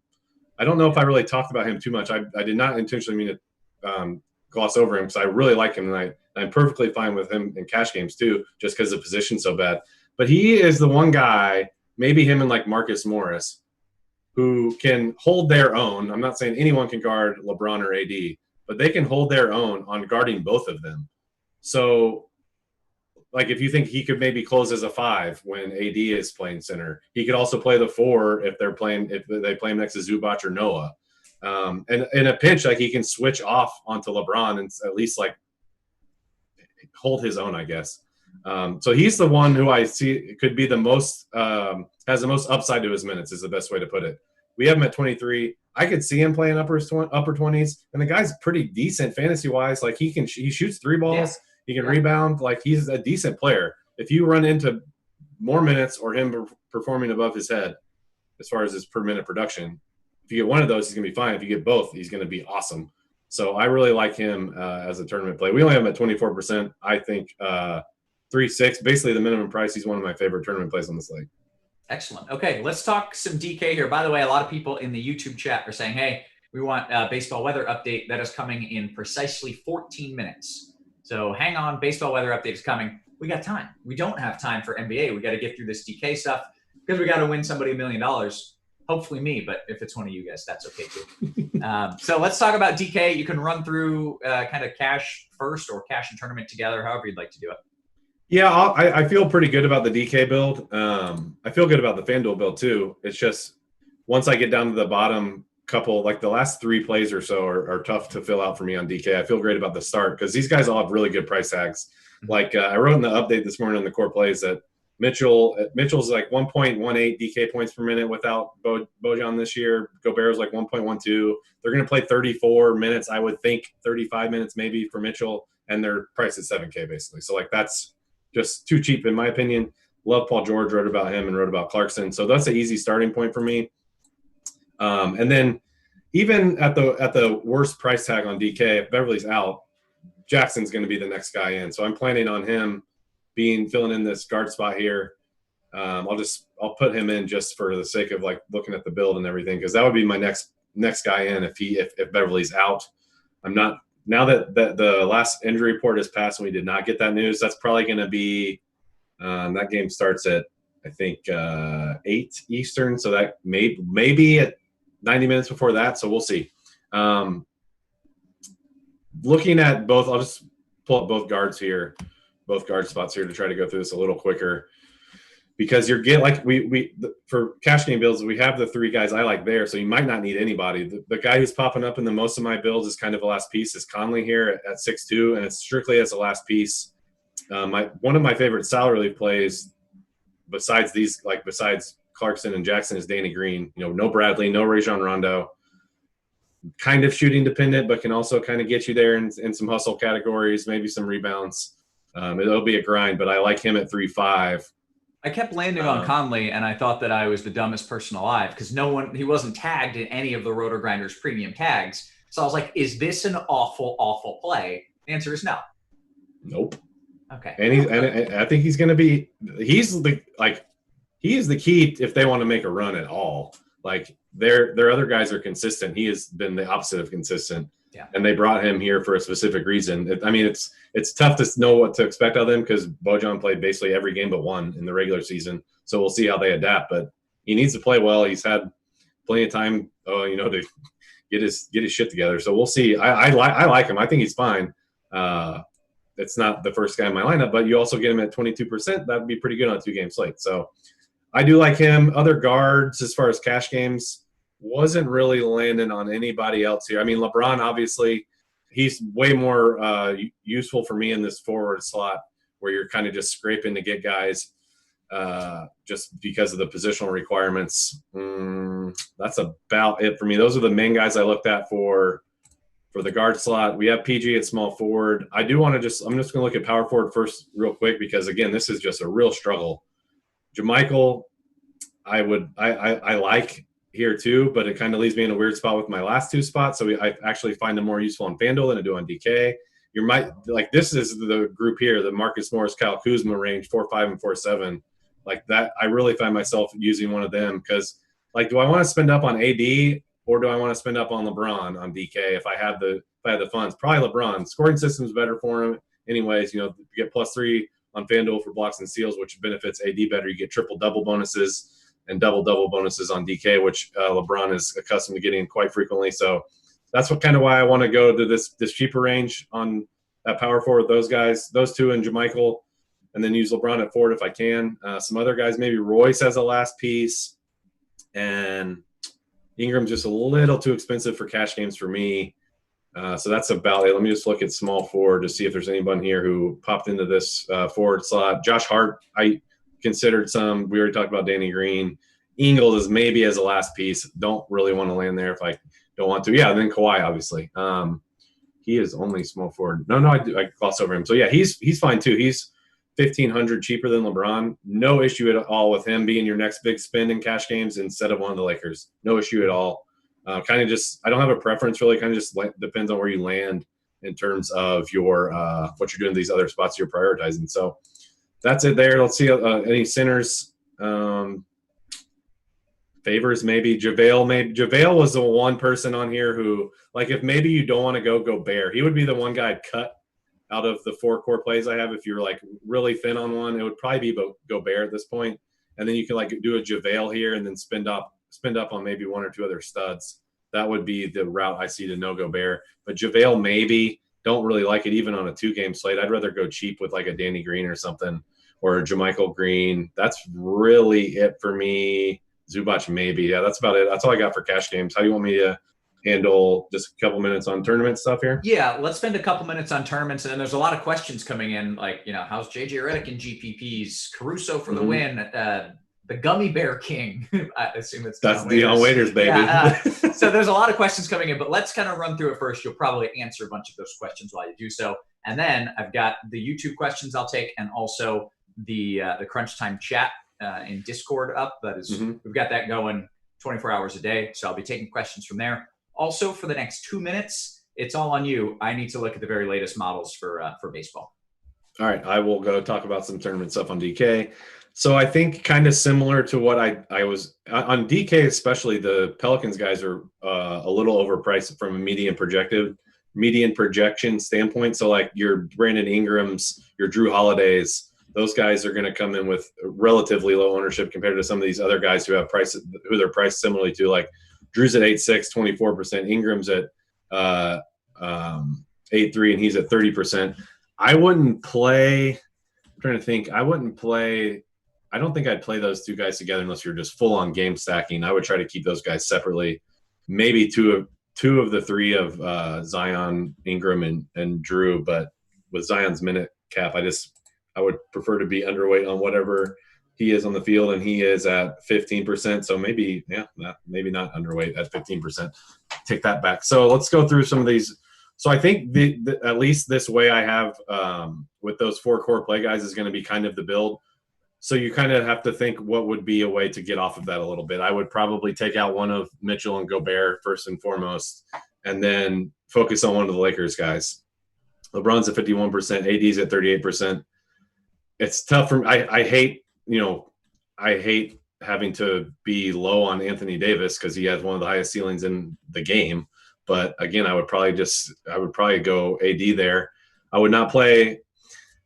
It's tough for me to say this because it's a 2-game slate, because pretty much anything is on the table on a 2-game slate. We have 900,000 people in a tournament, but like I would try not to make a habit of like playing Kawhi and Paul George together. I would try not to get a habit of playing AD and LeBron together. I know you might have to just to be like wildly different. I would definitely not want to do that on a 6 or 7-game slate, but on here, that's just not something I would want to be doing a lot of, especially if you're max entering these things. Let me just scroll down here to the a little further down to the bottom on some of these guys. In terms of what Lonzo, I talked about the other Pelicans guys, but I wrote about, I think in the core plays article, just love Lonzo. I just don't think people are going to play him with a full full Pelicans roster against Utah. I just don't think people are going to play him. And the guy was getting like 50 burgers before the hiatus. We're stupid to just say, oh, that's going to start happening now. We've had 4 months off or whatever, and who the heck knows what's going to happen. But the guy has that ceiling, and he's in the 7s. And he's at 26%, on a 2-game slate. So that's something I like. I think we had a JJ Redick question. Again, you want guys who have that type of ceiling. If they're just going to keep feeding the guy the ball like they were in that one scrimmage game, the guy can get hot, and they will look for him. It's not just something where it's a happenstance that he gets an open look or something. They will look for him if he has a hot hand going like that. Moving on down, I know Noto is really high on Royce. He's at 15%. Like that's a really low. We don't know. Like we're guessing on how the Jazz are going to handle all this with no Bojan. So like at Royce at 15%, Noto's taking a stand on him. Love that as a play. KCP 9%. Like that. This week we were talking about him with JJ. So like these are some of the guys. Waiters at 5%. Man. I'm telling you, man, it's 3-1. Like I can envision a scenario where this dude comes in and in the fourth quarter, maybe they're behind, they need a spark. The guy comes in and chucks. He gets a couple threes. Like the guy can get you 24 DK points, and like what that allows you to do with the rest of your lineup, that's good. So I think that's about it. I know we were kind of short on time to get some QQs here. Yeah. I also, real quick, I don't even remember which player it was, but they were talking about how this smaller gym is such an advantage to shooters that these shooters like JJ Redick and these guys can just absolutely catch fire. You're a good shooter. You've played in big venues and in small. Any thoughts to that? It's basically a depth perception thing, but I like smaller gyms personally, but it's also, I think it's also by person. Like it's not everyone feels the same way. So I know I think JJ said on one of his pods that he was actually a little worried about the shooting background initially. I don't know if that changed, but he said it was a little tough to get accustomed to just because it's all different. Like there's no stands, and there's just it's just different, even though it's smaller, which in theory would be probably a little better for most of these guys. It's just, we definitely can't quantify it, and it's more case by case. Okay, fair enough. We've got 3 minutes left to get into some questions. Let's go lightning round style, since I'm a weatherman. Lightning round. Meansy, FanDuel GPP pairing at small forward, Braun and Kawhi or Braun and Ingram? Braun and Kawhi. Try to just game stack it. Achilles, DK single entry. This is a 3v3. Conley, Danny Green, AD, or Rjax, Kuz, LeBron? Can you just ask that one real quick again? Sorry. Sure. Conley, Danny Green, AD, or Rjax, Kuz, LeBron? I would go the second one. All right. How's JJ Redick tonight in GPPs? You kind of mentioned that. Fine. Yeah, I like him. Any thoughts on Yahoo Cash if we have time? I don't know if you had time to do that. Maybe that's not a great time to ask that question. Just ask me another one. I'll pull it up real quick.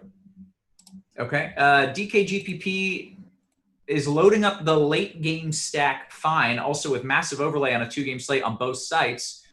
What to do with lineup HQ? Throw more lineups in. Well, we have the late swap tool there too, if that's what he's talking about. So lineup H, if you're making a bunch of lineup HQ is where you should be living on over the next 4 hours. If that's what he's asking. We have all the capabilities that switch your lineups up. Right. Okay.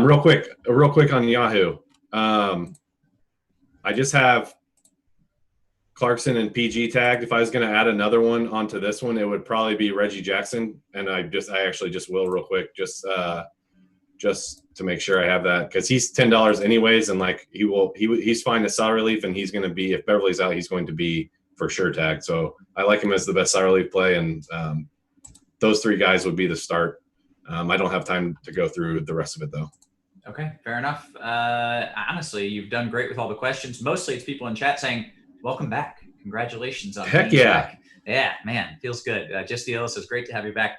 Could not agree more. Chief Justice also pointing out, by the way, that FanDuel does have late swap now. So some of these questions you actually do have a little bit of time, which before we wouldn't have.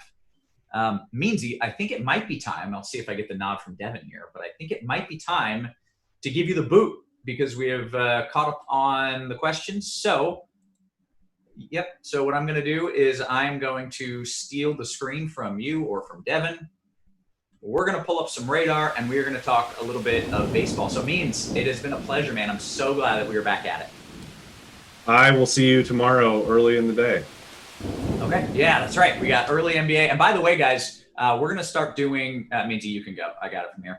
Okay. By the way, thanks. By the way, we're going to start doing both crunch times for each NBA slate earlier in the afternoon, and then another crunch time for the baseball slate. So kind of get 2 for the price of 1 here. And I will be doing both of them mainly because I'm here to talk weather and baseball, and also because I love basketball. And hanging out with Meansy talking basketball is one of my favorite things. So with that said, it is time for a weather update. I was just looking at the latest models here. I guess Baltimore is the big one that people are asking, so we'll start there. What I'm currently seeing here is that this game will start dry, right? Game starts in 30 minutes. That's not a concern. But there's 2 things that worry me. One, this line is just moving too fast. It's going to get there mid to late innings. Once that rain arrives, I don't know if they're going to be able to finish it. I think especially now that they've got the rule where, all right, if the rain comes even in the 4th inning, they can just, call it. They'll play the next game. They'll play it later. They'll resume from that point. So I don't know how long they're going to stick around. The other issue, and really this is the bigger problem for me, is these little pop-ups that we're starting to see just forming. If we avoid all of these pop-ups in Baltimore, I think you probably do get enough innings out of this game to make it worthwhile for pitchers or for hitters. Maybe you get more than half the game in. But if one of these pop-ups goes over Baltimore and you get a delay, and then this main line arrives, you're done. You've got nothing. And I can't tell you if one of these little pop-ups is going to form just south of the ballpark. Is a pop-up going to form here and go this way, or is one going to form right here and move over it? I don't know. There's no way to know where a pop-up is going to form. So what I think is that if it's a cash game, I don't think I do it. I don't know how great of a play this is relative to everything else, but it's certainly a risky cash game play. If it's a tournament play and you're looking for something that might be a little lower owned with some upside, I get it. And I wouldn't call you crazy, but I think it's unlikely here that we can get in all 9 innings, but we still have 28 more minutes to figure that out. Other spots that I'm watching are the Mets game. By the way, Devin, do we have our baseball guys in here yet? Oh, excellent. Okay, good to know. Mets game is going to be fine. There's a low chance for a delay there, but I'm not seeing anything on radar that is worrisome. And then we'll go to the Atlanta game. I know it says Dobbins Air Force Base. That's just the closest location I could find here. Again, I think there's a chance for a delay, but there's not a whole lot upstream. That one's going to miss south. And that means that I think that game plays very likely without a delay, just like the New York game. So really the only concern, I guess the Cincinnati game is obviously a concern. I believe that game has already started. If it were to start, probably late started. But yeah, okay. So they've got the late start there, which is maybe good news that they didn't just straight up postpone it. I thought that was probably likely. We'll check that. Let's see how it's looking there really quickly. Yeah, they got a shot there. I think probably late starting is a good call. They might be able to play through some light rain there. So that's possible. But I'm going to be keeping my eye on primarily, look, everything looks, that game doesn't matter. The New York game looks good. Atlanta game looks good. So mostly for the next 27 minutes, I'm going to be looking at the latest models, and I'm going to be figuring out here if I feel any sort of way about this Baltimore game. Because right now, I think it probably plays. Like right now, I think it probably plays, but I don't feel good enough about it to say, oh yeah, this is a cash game play, because it is certainly a risky play, like I mentioned, especially if there's a pop-up. With that said, I think we've got Cardi here that will go ahead and take the control from me. If you want to go ahead and grab it back from me, I'll allow it. And hey guys, what's up? What's going on, Ross? Hey, happy to have you. We're diving right from NBA to some MLB, and generally we start with a little discussion around the pitcher position. We got STL cards. We got Derek Carty, a couple of the best in biz. Carty, why don't you lead us off? You tend to sometimes go a little off the wall with the pitcher position, and it usually works out. What are you seeing today? I think the two cash game pitchers are probably going to be the two chalky guys. It's Dylan Bundy for sure. You know, Seattle pitchers against Seattle have been the chalk all season so far. There's no reason to deviate tonight. Seattle is bad. Dylan Bundy is pretty good. Very stretched out. I think Bundy's clearly your cash guy on both sites. And then your SP2 on DraftKings is where you can definitely go a little off the wall if you want to. I think Shane Bieber will probably be the chalk. He's the most talented pitcher on the slate. It's not a great matchup against a really good Minnesota Twins offense, but, beggars kind of can't be choosers tonight. There's no good pitcher in a good spot. And so you kind of just have to take, what you're given. Bieber is the best pitcher on the slate talent-wise. He has the longest leash. He's getting a park upgrade. And so that's kind of got to be enough, I think. But there are ways you can be different. The guy that I think is the ballsy cash play, and I think a great GPP play, is Robbie Ray. He's underpriced. He's 7.1K. The matchup is tough. He's facing the Dodgers. People aren't going to want to play him against the Dodgers because they're the best offense in baseball. But Robbie Ray is a good pitcher, and Robbie Ray is a pitcher who it seems has made some legitimate changes to who he is as a pitcher. Over the spring, over camp, he basically overhauled his delivery. He shortened his step in the windup to give himself a little bit more body control. He's not going behind himself and like stabbing with his arm as much, just keeping it closer in, which is also going to, have fewer moving parts, more control, give him a little more power behind his pitches. And he lowered his arm angle a little bit, which probably will feel a little more natural. So all this combined really makes it seem like Robbie Ray could take steps forward with his command and his control this year, which has always been his big issue. So he's always had problems with his control. His first start, he still had problems with his control, but it's new. But I think there's a lot of upside for Ray. I think there's a lot of potential for him to be better this year. This was first noticed, by the way, by Pitcher List. I don't want to say like I'm taking credit for it, but I think this is real. And if you look at the data from his first game, his velocity is up, his spin is up. He's even though the control was bad, I think there's a lot of upside with Robbie Ray, and I think he's a guy that people are going to be afraid to play tonight because it's the Dodgers. But the price is right and the upside is there. Excellent. Okay. Derek Carty, by the way, CEO, inventor, creator of the bat. Thank you for that. Also, we got cards. One of the best DFS players in the world, Justin Van Zuten. What you got for us, cards? Yeah, thanks. Interesting slate tonight, especially, given my lineups, I kind of hope that Yankees game gets rained out after about 2 innings, but we're taking a chance on not being as heavy on that game as probably some other people are. But I think it's interesting if you note, Derek's got his projections loaded in there. There's not a pitcher with a baseline projection above 20 points on DraftKings, and that's kind of what we've seen here these first couple of weeks. There simply aren't that many pitchers that are going to be allowed to go 6+ innings at this stage of the season. Most of these guys are making their second start.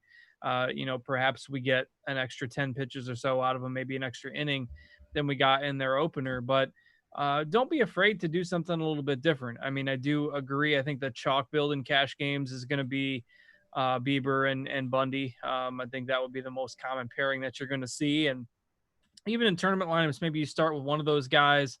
But I think Lamet and Robbie Ray, who Derek just talked about quite a bit, and even Brady Singer for the Royals tonight.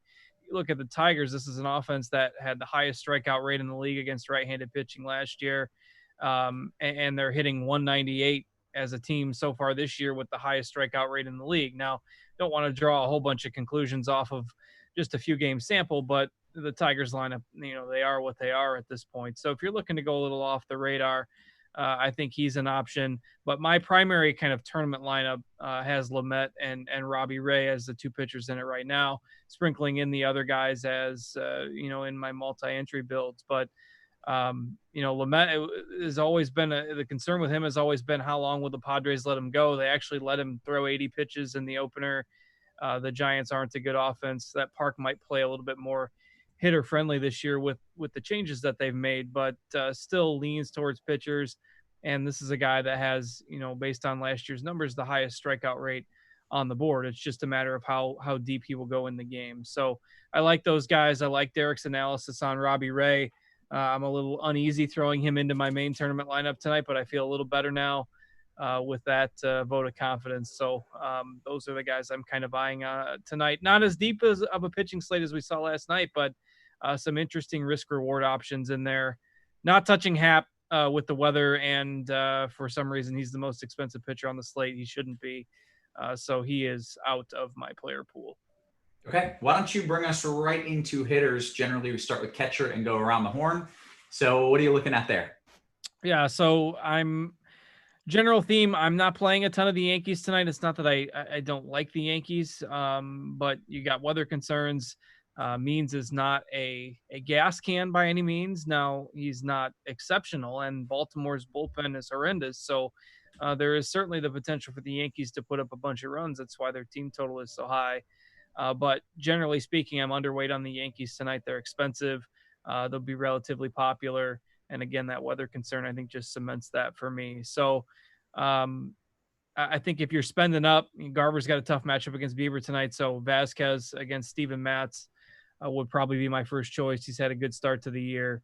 He's 4.5K on DraftKings. Outside of that, you're kind of at the usual, hey, there's a whole lot of catchers hitting 8th or 9th, or else you're playing a $2,600 Salvador Perez on DraftKings because they just refuse to raise the prices on the Royals. So Vasquez, I've got some stacks of that Boston game. Sal Perez is probably the no-brainer option for most people in cash games tonight. And outside of that, there's not a lot to love. Okay. Cardi, anything to add there? No, I mean, I kind of agree. Salvi's your clear cash play, unless you can spend up on Sanchez, but I don't think that's necessary. I really like Boston stacks tonight too. So Vasquez makes a lot of sense as part of that. Whoever else you're stacking. I like the Padres again tonight. Francisco Mejia, I think, is a good part of a stack like that. But really, it's catcher, it's gross. Probably play Salvi or whoever you're stacking. What do you make of that park in San Francisco? How much difference is that the changes they made going to make there? I mean, it's only been a few games, so I hate to overreact. Yeah, I'm really concerned about it. Like, I know you said Lamet's like your main guy tonight.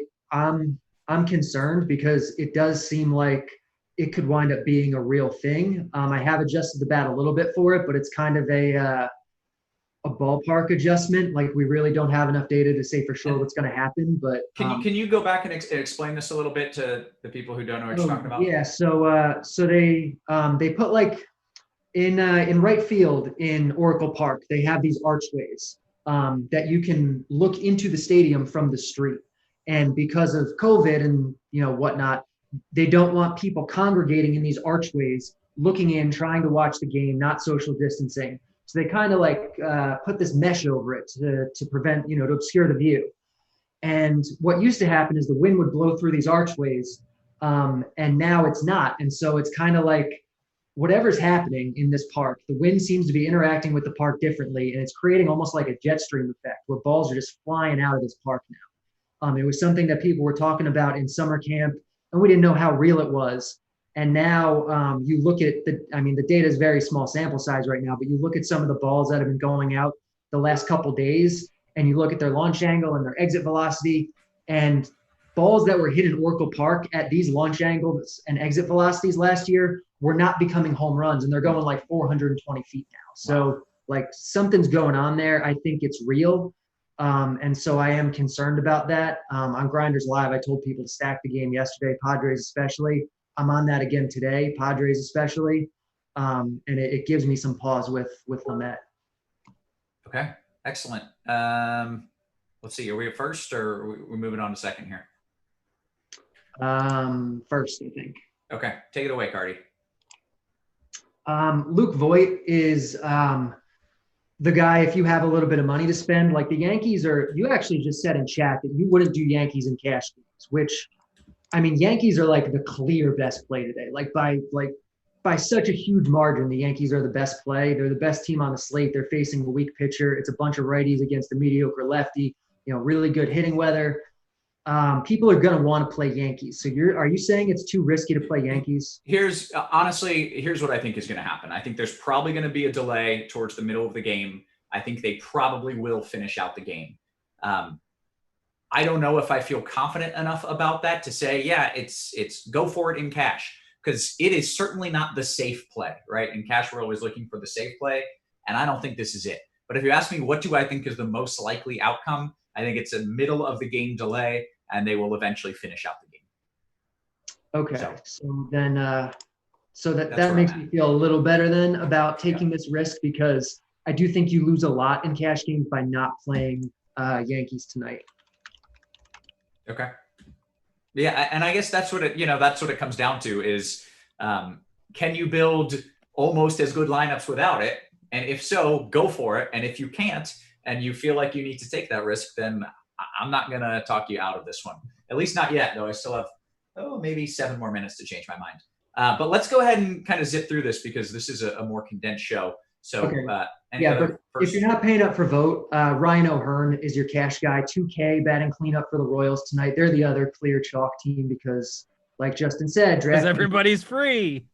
They just refuse to raise the prices. It's so stupid. It's so stupid. But you have to play Royals in cash tonight. Ryan O'Hearn is awesome.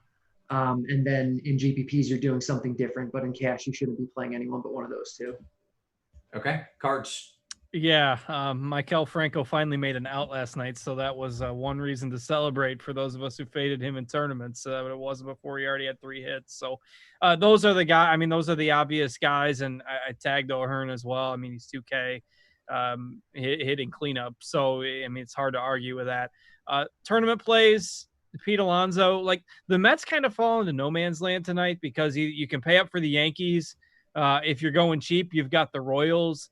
And so the Mets just kind of fall into territory where they're a little bit underowned, not necessarily Alonso, but especially the other guys, compared to where they otherwise would be on a slate like this. So I like Alonso in tournaments. The Angels lineup's not out yet, but Ohtani with that first base eligibility on DraftKings.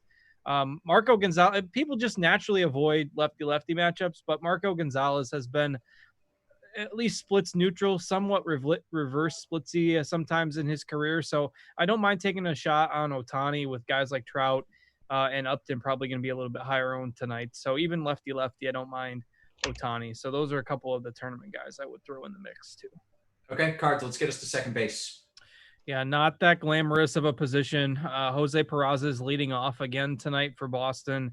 He's $2,300 on DraftKings. So you're going to see the chalk go there, Torres for the Yankees if you're playing Yankees at the top, and LeMahieu as well.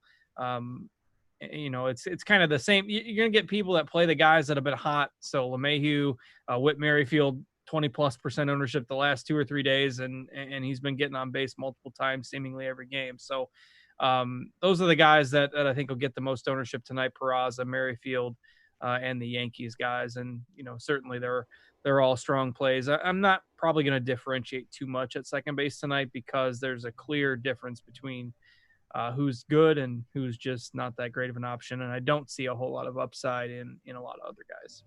Carter, your thoughts on it? Sorry, I got distracted. Second base? Yep. Yeah, I mean, it's Yankees again, really, or I guess Royals. The cash conversation's so boring tonight because it's like play Yankees and Royals, and then there's a couple other guys you can mix in. But Gleyber Torres and DJ LeMahieu are the two top plays. DJ especially is underpriced tonight, so he's a guy you should be playing in cash, I think. You can play both of them because DJ's second third, Gleyber's second short. Whit Merrifield also with the Royals is totally fine. And I think Jose Peraza is very much in play. We both kind of touched on how we like this game a little bit. I like the Red Sox side a lot more than the Mets side. But Peraza in particular is the best play in this game, I think. He's 2.3K. He's leading off, going to have the platoon advantage against Matz. And Matz is a guy that gives up a lot of stolen bases, and Peraza is a guy who's fast and can take advantage of that. So at 2.3K in the leadoff spot, I think Peraza is a really good way to save money, either in GPPs or even in cash games if you do wind up on, too expensive pitchers or something like that. Okay, let's bring it to third. Third base is DJ LeMahieu again because Yankees. I like Manny Machado a lot. Like I said, I like the Padres a lot tonight. I think he's a borderline cash play. I think he's a great GPP play either as a one-off or part of your stacks. I think a Cleveland stack is interesting tonight. I think there's value on them, and Jose Ramirez is either a good one-off or a guy to play in your stacks. And then Renato Nunez is the guy that I like, as he's very much in my cash pool. He will probably be in my cash lineup. And he's projected at 2% ownership. He's the Bats' second favorite third baseman tonight after LeMahieu. The Orioles are bad, yes, but Nunez is their best hitter. He does have power. He does have the platoon advantage tonight. It is really good hitting weather, and he's 3.8K. So I think Nunez is a really sneaky good play today, and a guy that I play in all formats and be heavy on in GPPs for sure. Cards, any thoughts? Not a ton to add at third. Agree on Machado. I think he's a strong play. Anthony Rendon at 5.4K. DraftKings has really priced him up, so obviously you'll get some people playing him in Angel stacks. And I do kind of like the Angels as a late night stack tonight as well. So at 5,400, I think that keeps him a little bit more different than he would be if his salary was, say, 4,500 or kind of right there around Jose Ramirez and Manny Machado. So this is a position where maybe you can get a little bit different. Nunez, who Derek mentioned that the bat is high on tonight. I think he's a really strong tournament option, hitting third against Happ, who's probably going to be over-owned. I think we have Happ at 17% ownership. The weather will probably keep a few people away and lower that number a little bit. But I still think, if that game goes weather-wise, I think Nunez is an interesting tournament option. Not much in the punt range there other than, of course, Maikel Franco is still 2K on DraftKings. So, you can play him. He's hitting fifth tonight instead of cleanup, but he's still 2K on DraftKings, and he's been hitting to start the year. I mean, he's going to have an 0-for-4 game eventually that it doesn't pay off, but so far, he's gotten double digits 3 of the last 4. So can't argue with anybody who just keeps playing him at 2K. How crazy is it that I don't even see him in any of the Bats builds, because you just don't need that salary relief because everyone is so underpriced. There's so much value, and it's not like you have a 12K pitcher that you're paying for tonight. So that is interesting. It'd be curious to see where his ownership ends up falling tonight. But I had none last night in tournaments, and I'm doubling down again because it's not necessary, and he's going to be owned. Where do we have sort by projected ownership for a second? I'm just curious where we have. Yeah, he's, I think, the second one or the third one, 11%. Yeah. So, but yeah, I think fading Royals tonight, or at least being lighter than the field, makes a lot of sense. Yeah, I mean, I think either you're going, and I did tag them as tournament plays, but either you're going all in on them and over the field, or you're taking a stance against them. And personally, I think like teams like the Angels and that Red Sox Mets game are kind of where I've landed a little bit more as I've gone through the day. It's not that the Royals are bad plays. They're just going to be overowned. There's no value in having them because everyone's going to have them. Yeah, well, a lot of the Royals builds are going to end up the same. So you're going to have the same pitchers and the same 4 or 5 guys in your Royals stack, and it's just hard to differentiate. So I've ended up underweight on the Royals as we've gotten further throughout the day. Okay, really quick before you jump into shortstop here, just a quick give you my thoughts on timing and everything. I think you probably have an hour and a half in Camden Yards before the rain arrives. That's assuming we don't get a pop-up out ahead of this line. If we get a pop-up out ahead, it's big time trouble. But assuming we don't do that, and I'm not seeing a lot of signs that we will, I think you got about an hour and a half before the rain arrives. At that point, I think a delay is pretty likely. I'm not sure if they will finish beyond that. If you made me say, will they or will they not, I would guess they will. But I think you probably have an hour and a half that I feel decent about with the bats. And then after that, I just don't know. If it was my personal money and it was cash, I probably wouldn't do it. I'm also a pansy. So I understand if you feel that you should. If it was a tournament lineup and it was my lineup, I would 100% do it because it's a tournament and you're trying to win the whole thing. So that's where I stand on the final weather. Any thoughts changing there? I know you're already fading at cards. Yeah, I'm hoping for that pop-up, but I know that's going to be bad for a lot of people. Yeah, especially me. So let's not hope for that. Cardi, sticking with it? Probably. I'm gonna run a lineup without it and just see how many points you lose by not playing Yankees. So in a second I'll have that number. Okay, let's get cards take at shortstop here because we got to do shortstop and the outfield and maybe talk stacks in the next 10 minutes. Yeah. So this position is interesting because I'm kind of warming to the Padres idea that Cardi's mentioned throughout the show. Tatis is 5,200 on DraftKings and Torres is 5,100. And you're going to see a lot of people, if they're spending up, those two guys are far and away ahead of the other spend up options. So you're kind of either spending 5K plus, or you've got all those guys in the 4Ks that are probably going to go under owned tonight. People aren't going to play Lindor against Barrios, Bogarts, Rosario. Those guys just get a little bit overlooked because people say, hey, I'll spend a little extra on one of these 5K options. So most of the guys in the 4K range, I think, are really interesting in GPPs. We've, pretty much established that the Red Sox Mets game is one that both of us like for tournaments. So Bogarts is a guy I will be overweight on. Not much else to talk about at shortstop. Okay. Cardi, short. I think he kind of hit it. If you can pay up for Glaber, that's what you want to do. If you're fading the Yankees game, just subbing in Tatis, I think is totally fine. I like Bogarts in the Red Sox stacks. I like Peraza a lot. You can play him at short also. That's kind of, Lindor in your Cleveland stacks. That's kind of, I think, shortstop. Okay, then take us to the outfield. Outfield is Yankees. Like Judge and Stanton are the clear top 2 plays tonight. You want to probably have both of them in your cash games, assuming you're playing the Yankees. It does look like you lose about 3 points in projected value if you don't play this game because of the weather, which is pretty substantial. But if you lose 3 points. Yeah. You're doing all this over 3 points? You get 0 points if it goes wrong. Well, that's why I'm telling people, like, in terms of projections, 3 points is a lot. But if you really think this is that risky, then maybe you just don't do it. Because there are other games you can play. Your lineup is going to look a lot more contrarian probably because, people are – I don't know. People decide. Personally, I'd probably I don't want to tell people to play it. I'm not a weatherman. Welcome to my life. Yeah. Tell them to play it, and if it goes wrong, blame Roth.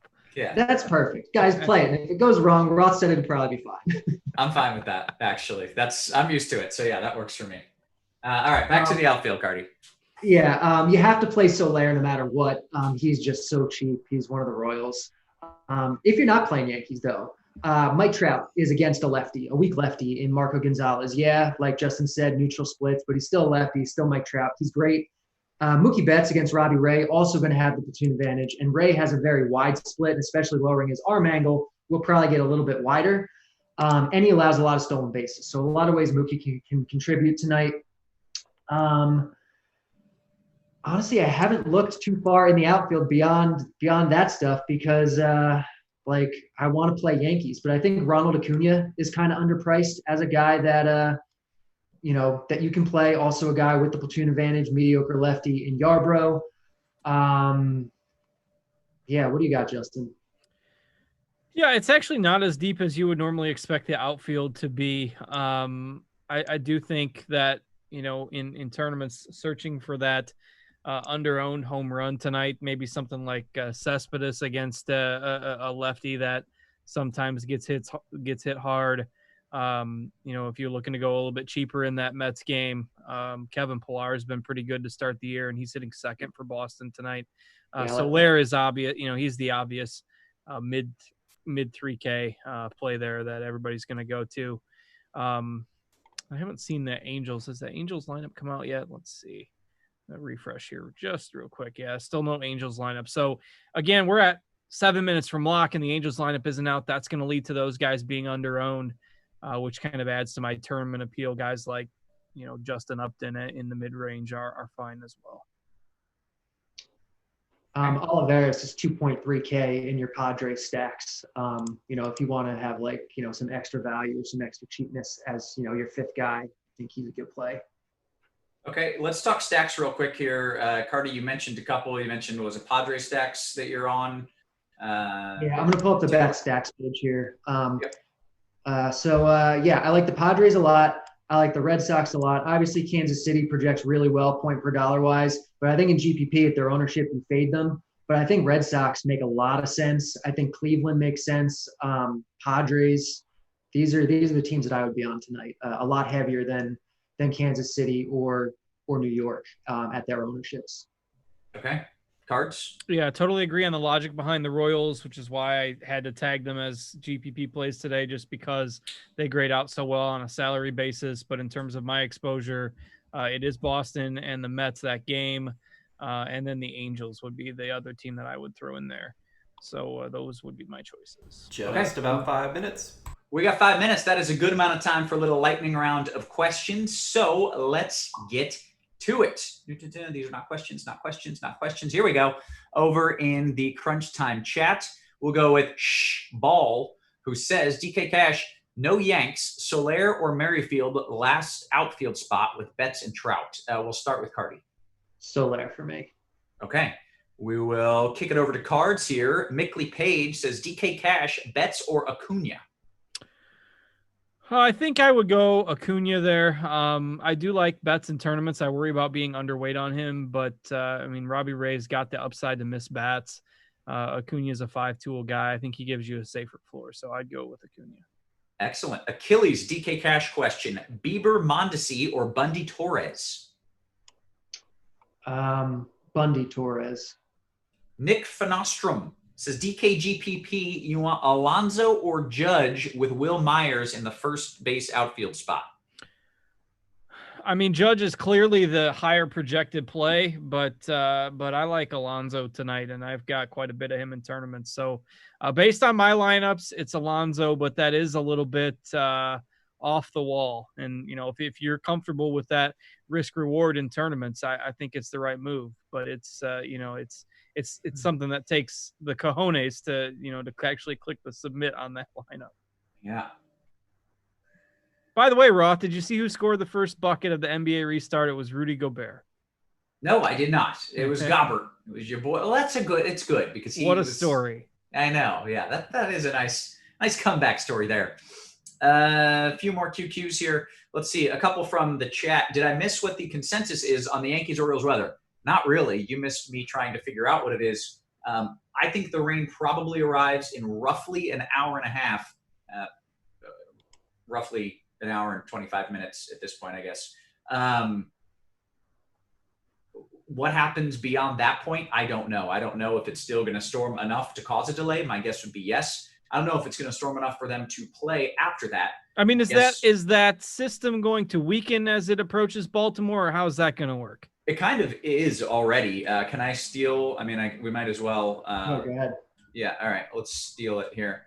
It kind of is showing a little bit of signs of weakening, but I don't think it's going to weaken enough. I got too many tabs open. Okay. So the worst of the storms here have been on this kind of eastern side, and that part would miss Baltimore. So it's this portion here that I'm watching. And is it weakening? maybe a little bit, especially farther around, on that northwestern side. But I still think it's probably enough to cause a delay here. The question is, okay, let's say they get a delay, hour and a half in or so. Is there going to be enough clearing upstream, or is this going to move right in and cause trouble? And I think it certainly could. So that's why I don't think it's safe for cash games, but I understand it. If it's the best play, I get it. And I think you do have a little bit of time here, hopefully, to get some runs and get some stats going before the rain arrives. So I'm stressed about it. It's not going to go well. Whatever happens, it's not going to go well. I know that. I've done this long enough. Yeah. Will you take this back, and I'll get into some more of those QQs? We've got just about a minute left here. All right. Tatis or Torres in DK Cash with the weather news. I mean, that's up to you. Torres is the better play. Tatis if you're scared of the weather. Yeah. Okay. Trobe says FanDuel Cash, Machado, JD Martinez, and Upton versus Rendon, Merrifield, and JD Davis. Can you repeat that one more time? Yep, it was a 3v3 FanDuel Cash. Machado, JD Martinez, and Upton versus Rendon, Merrifield, and JD Davis. I'd take the first one in cash. All right, we'll go to Extra Crispy with an Angels stack. How do you feel about a 5-3 stack with the top 5 of the Angels order and KC as the secondary stack? I mean, I think that's fine. I mean, if you're going to play KC, you got to do stuff that is more contrarian and lower owned around them. That's the only way you can play KC tonight. Yeah, I mean, I think if you're doing that, you do, either you're avoiding Bieber or Bundy, or something, which I don't mind avoiding Bundy if you're playing the Angels to hope that, maybe Seattle gets some runs and that game stays a little bit more competitive. But I don't mind that lineup. I like it. I like the Angels. But the Royals will be popular, and you're playing the top 5 for the Angels, so they'll be relatively popular. So I would encourage you to maybe do something a little bit different with your pitcher if you're doing that. Okay. And I do believe we are at the lock. Guys, that was a fun little marathon session there. Some NBA rolling it into some MLB. That's some sports are back action going on there. Whew. Who's in the NBA Millie Maker? I have some lineups in there. It was $4. I figured I better throw. I was ready for the show about 20 minutes early, so I put some lineups in there for $4. I'm happy to donate on the first day back. That's how I felt. And if there's a ton of overlay, you might not be donating. It might be like a double up type scenario here. Where try to see how many. Cardi, you did not play? No, I mean, I wanted to draft Charles Oakley, and he wasn't in the player pool, so I'm like, there was no one I knew. By the way, the Reds-Cubs game, apparently, according to Yeisman in chat, is officially PPD'd. I'm excited about that because I had it as orange-red there. Yeisman is not excited because he hit me up on Twitter earlier and said he did not check the weather, and he had a ton of guys from that game locked in. So, the Millie Maker on DraftKings got to 54% full. So that's it? Just 54%? Why didn't I put in all of the lineups? 54. Okay, so here's you guys. You got to help me with this. But we've been over this before. But so this means if it fills 50%, right? And let's say 25% cash in general on a big tournament, 25% cash. Now it's only 50% full. So now 50% of people in there will cash, right? Yeah, this one actually pays less. So I just did the math. 39.7% of entries will get paid. So still much better. I mean, it was set up to be, let's see, it was set up. If it would have filled, it would have paid 21% of entries, and now it's paying almost 40% of entries. So it's basically a double up. Only you can win $1 million. This blows my mind. Why didn't I enter all 150 lineups? Because I don't have enough money in my account. But you can also, get the nature of the Millie Maker. You can also get 14th out of 480 some thousand entrants, and you only get $5,000. So, not that anybody would complain about $5,000, but it does feel a little hollow when the first place gets $1 million. That's true. FanDuel was like 2,000 to 11th place, but hey, it's $4 and basketball's back. And if there was ever a night to, YOLO a few lineups with all that overlay, that was it. So we'll see. We'll see what the two games bring. Yeah, I'm so excited that we just have sports back in general. Also, you're not going to be excited when you're sweating out that weather in an hour and a half. Yeah, no. Yeah, you're right about that. When my Twitter feed starts going, I'm not going to be happy at all. And it's one of those, like, if there's a delay in, let's say 80 minutes from now, people are going to be super pissed. If there's not a delay 80 minutes from now, people are going to be super pissed. Like, that's how this is going to go. It's tougher this year too, I'm sure, because like you don't know how long teams are going to be willing to wait it out with, social distancing and COVID and everything. Like it's different than normal years. Like, so I'm sure that plays into it too and makes it more difficult. Yeah, have we had a mid-game delay yet? The first we had night. A game that got called early the first night. Well, that was the first night. Yeah, that game got called because more storms developed after they took the tarp off and then they put it back on. I'm trying to think if there's been another one. I don't know if there has. There was another game that had a delay, and then there was a pitcher going that everyone had, and there was a delay, and it didn't rain again, and they had the delay for like 90 minutes, and it hadn't rained for 80 of the 90 minutes. I think that was in Pittsburgh, but they just got back to playing eventually. That one really got my goat. All right, well, hey, we can still take a few questions. By the way, everybody in the YouTube chat, if you enjoyed this show, if you enjoyed the baseball analysis here from Cardi and Cards, if you like the basketball analysis with Means, if you like me doing the weather all the way up until lock, join up with RotoGrinders Premium here, the Core 4 package, and this is what we do. We've got crunch time all the time, so go ahead, join up, and we have fun. When I'm not stressed out, we have even more fun. Let's see. Cardi, did you stick with the Yanks from JMVP? That's the question of the day. Did you stick with the Yanks?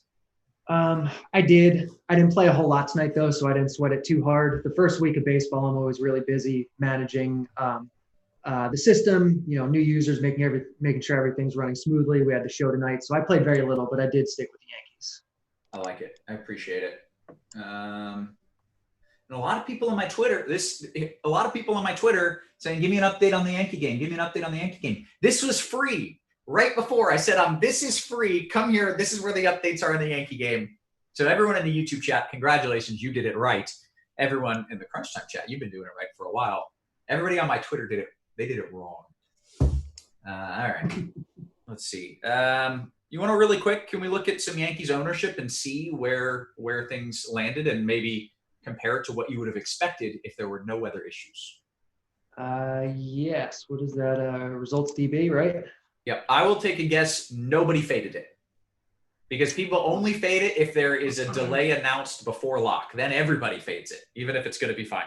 And I can check if sometimes it doesn't populate in results. We got some pretty high ownership here. In the Fence Buster, we have. How do I get rid of a couple of these? 50% Judge, 45% LeMahieu, 40% Stanton, 36% Torres. Red Sox coming in. Oh no, never mind. Not that high owned. Yeah, that's about it. But yeah, these Yankees when they're pretty high owned. Okay. 1, 2, 3, 4. Gary Sanchez though, where is he? Is like no one. Did no one roster Gary Sanchez? Maybe he just didn't load yet. I don't think 0% of people roster Gary Sanchez. Well, yeah, it's 12 and 11 in the others. Yeah, that feels like it might not be fully loaded. Yeah. But yeah, even at like 10% Gary Sanchez, that's still pretty low, I would think, for him. But but yeah, it doesn't look like a lot of people got scared off the Yankees. Yeah, that they wouldn't, unless there was a delay ahead of time, then everybody's scared off. All right, that's it. That's it. I'm exhausted. I'm physically. Normally, I'd hang out for another 3 minutes. I'm physically drained. I'm going to be staring at radar. I want a delay in the 7th inning. Give me a delay in the 7th inning would make most people happy. So that's what I want. All right, why don't you guys say goodbye? Cardi, you can lead us off. Yeah, good luck tonight. Hopefully you crush it. If you're looking for good projections, the bat's supposed to be pretty good. Check that out. And yeah, good luck tonight. Excellent. Cards. Yeah, same. We'll see you back here tomorrow. We'll do it all again. Roth's going to be double dipping a lot here over the next month, so get those muscles ready to go and those weather forecasting models nailed down. I see you got all the MLB stadiums as your locations there. on the left-hand side. So you're all ready to go and muscle up for some busy month, hopefully. Absolutely. Looking forward to it, guys. We appreciate you. We love you. Jay says, how's NBA Crunch Time working? Good thing to ask right before we go. We're doing it right before the first lock. I guess it's the primary lock. So it says 1:30 p.m. I believe that's locked tomorrow. It's 30 minutes before the first game is generally how NBA Crunch Time is going to work going forward. So early afternoon. Guys, we appreciate you. We love you. Thank you for hanging out with us. You have been crunched.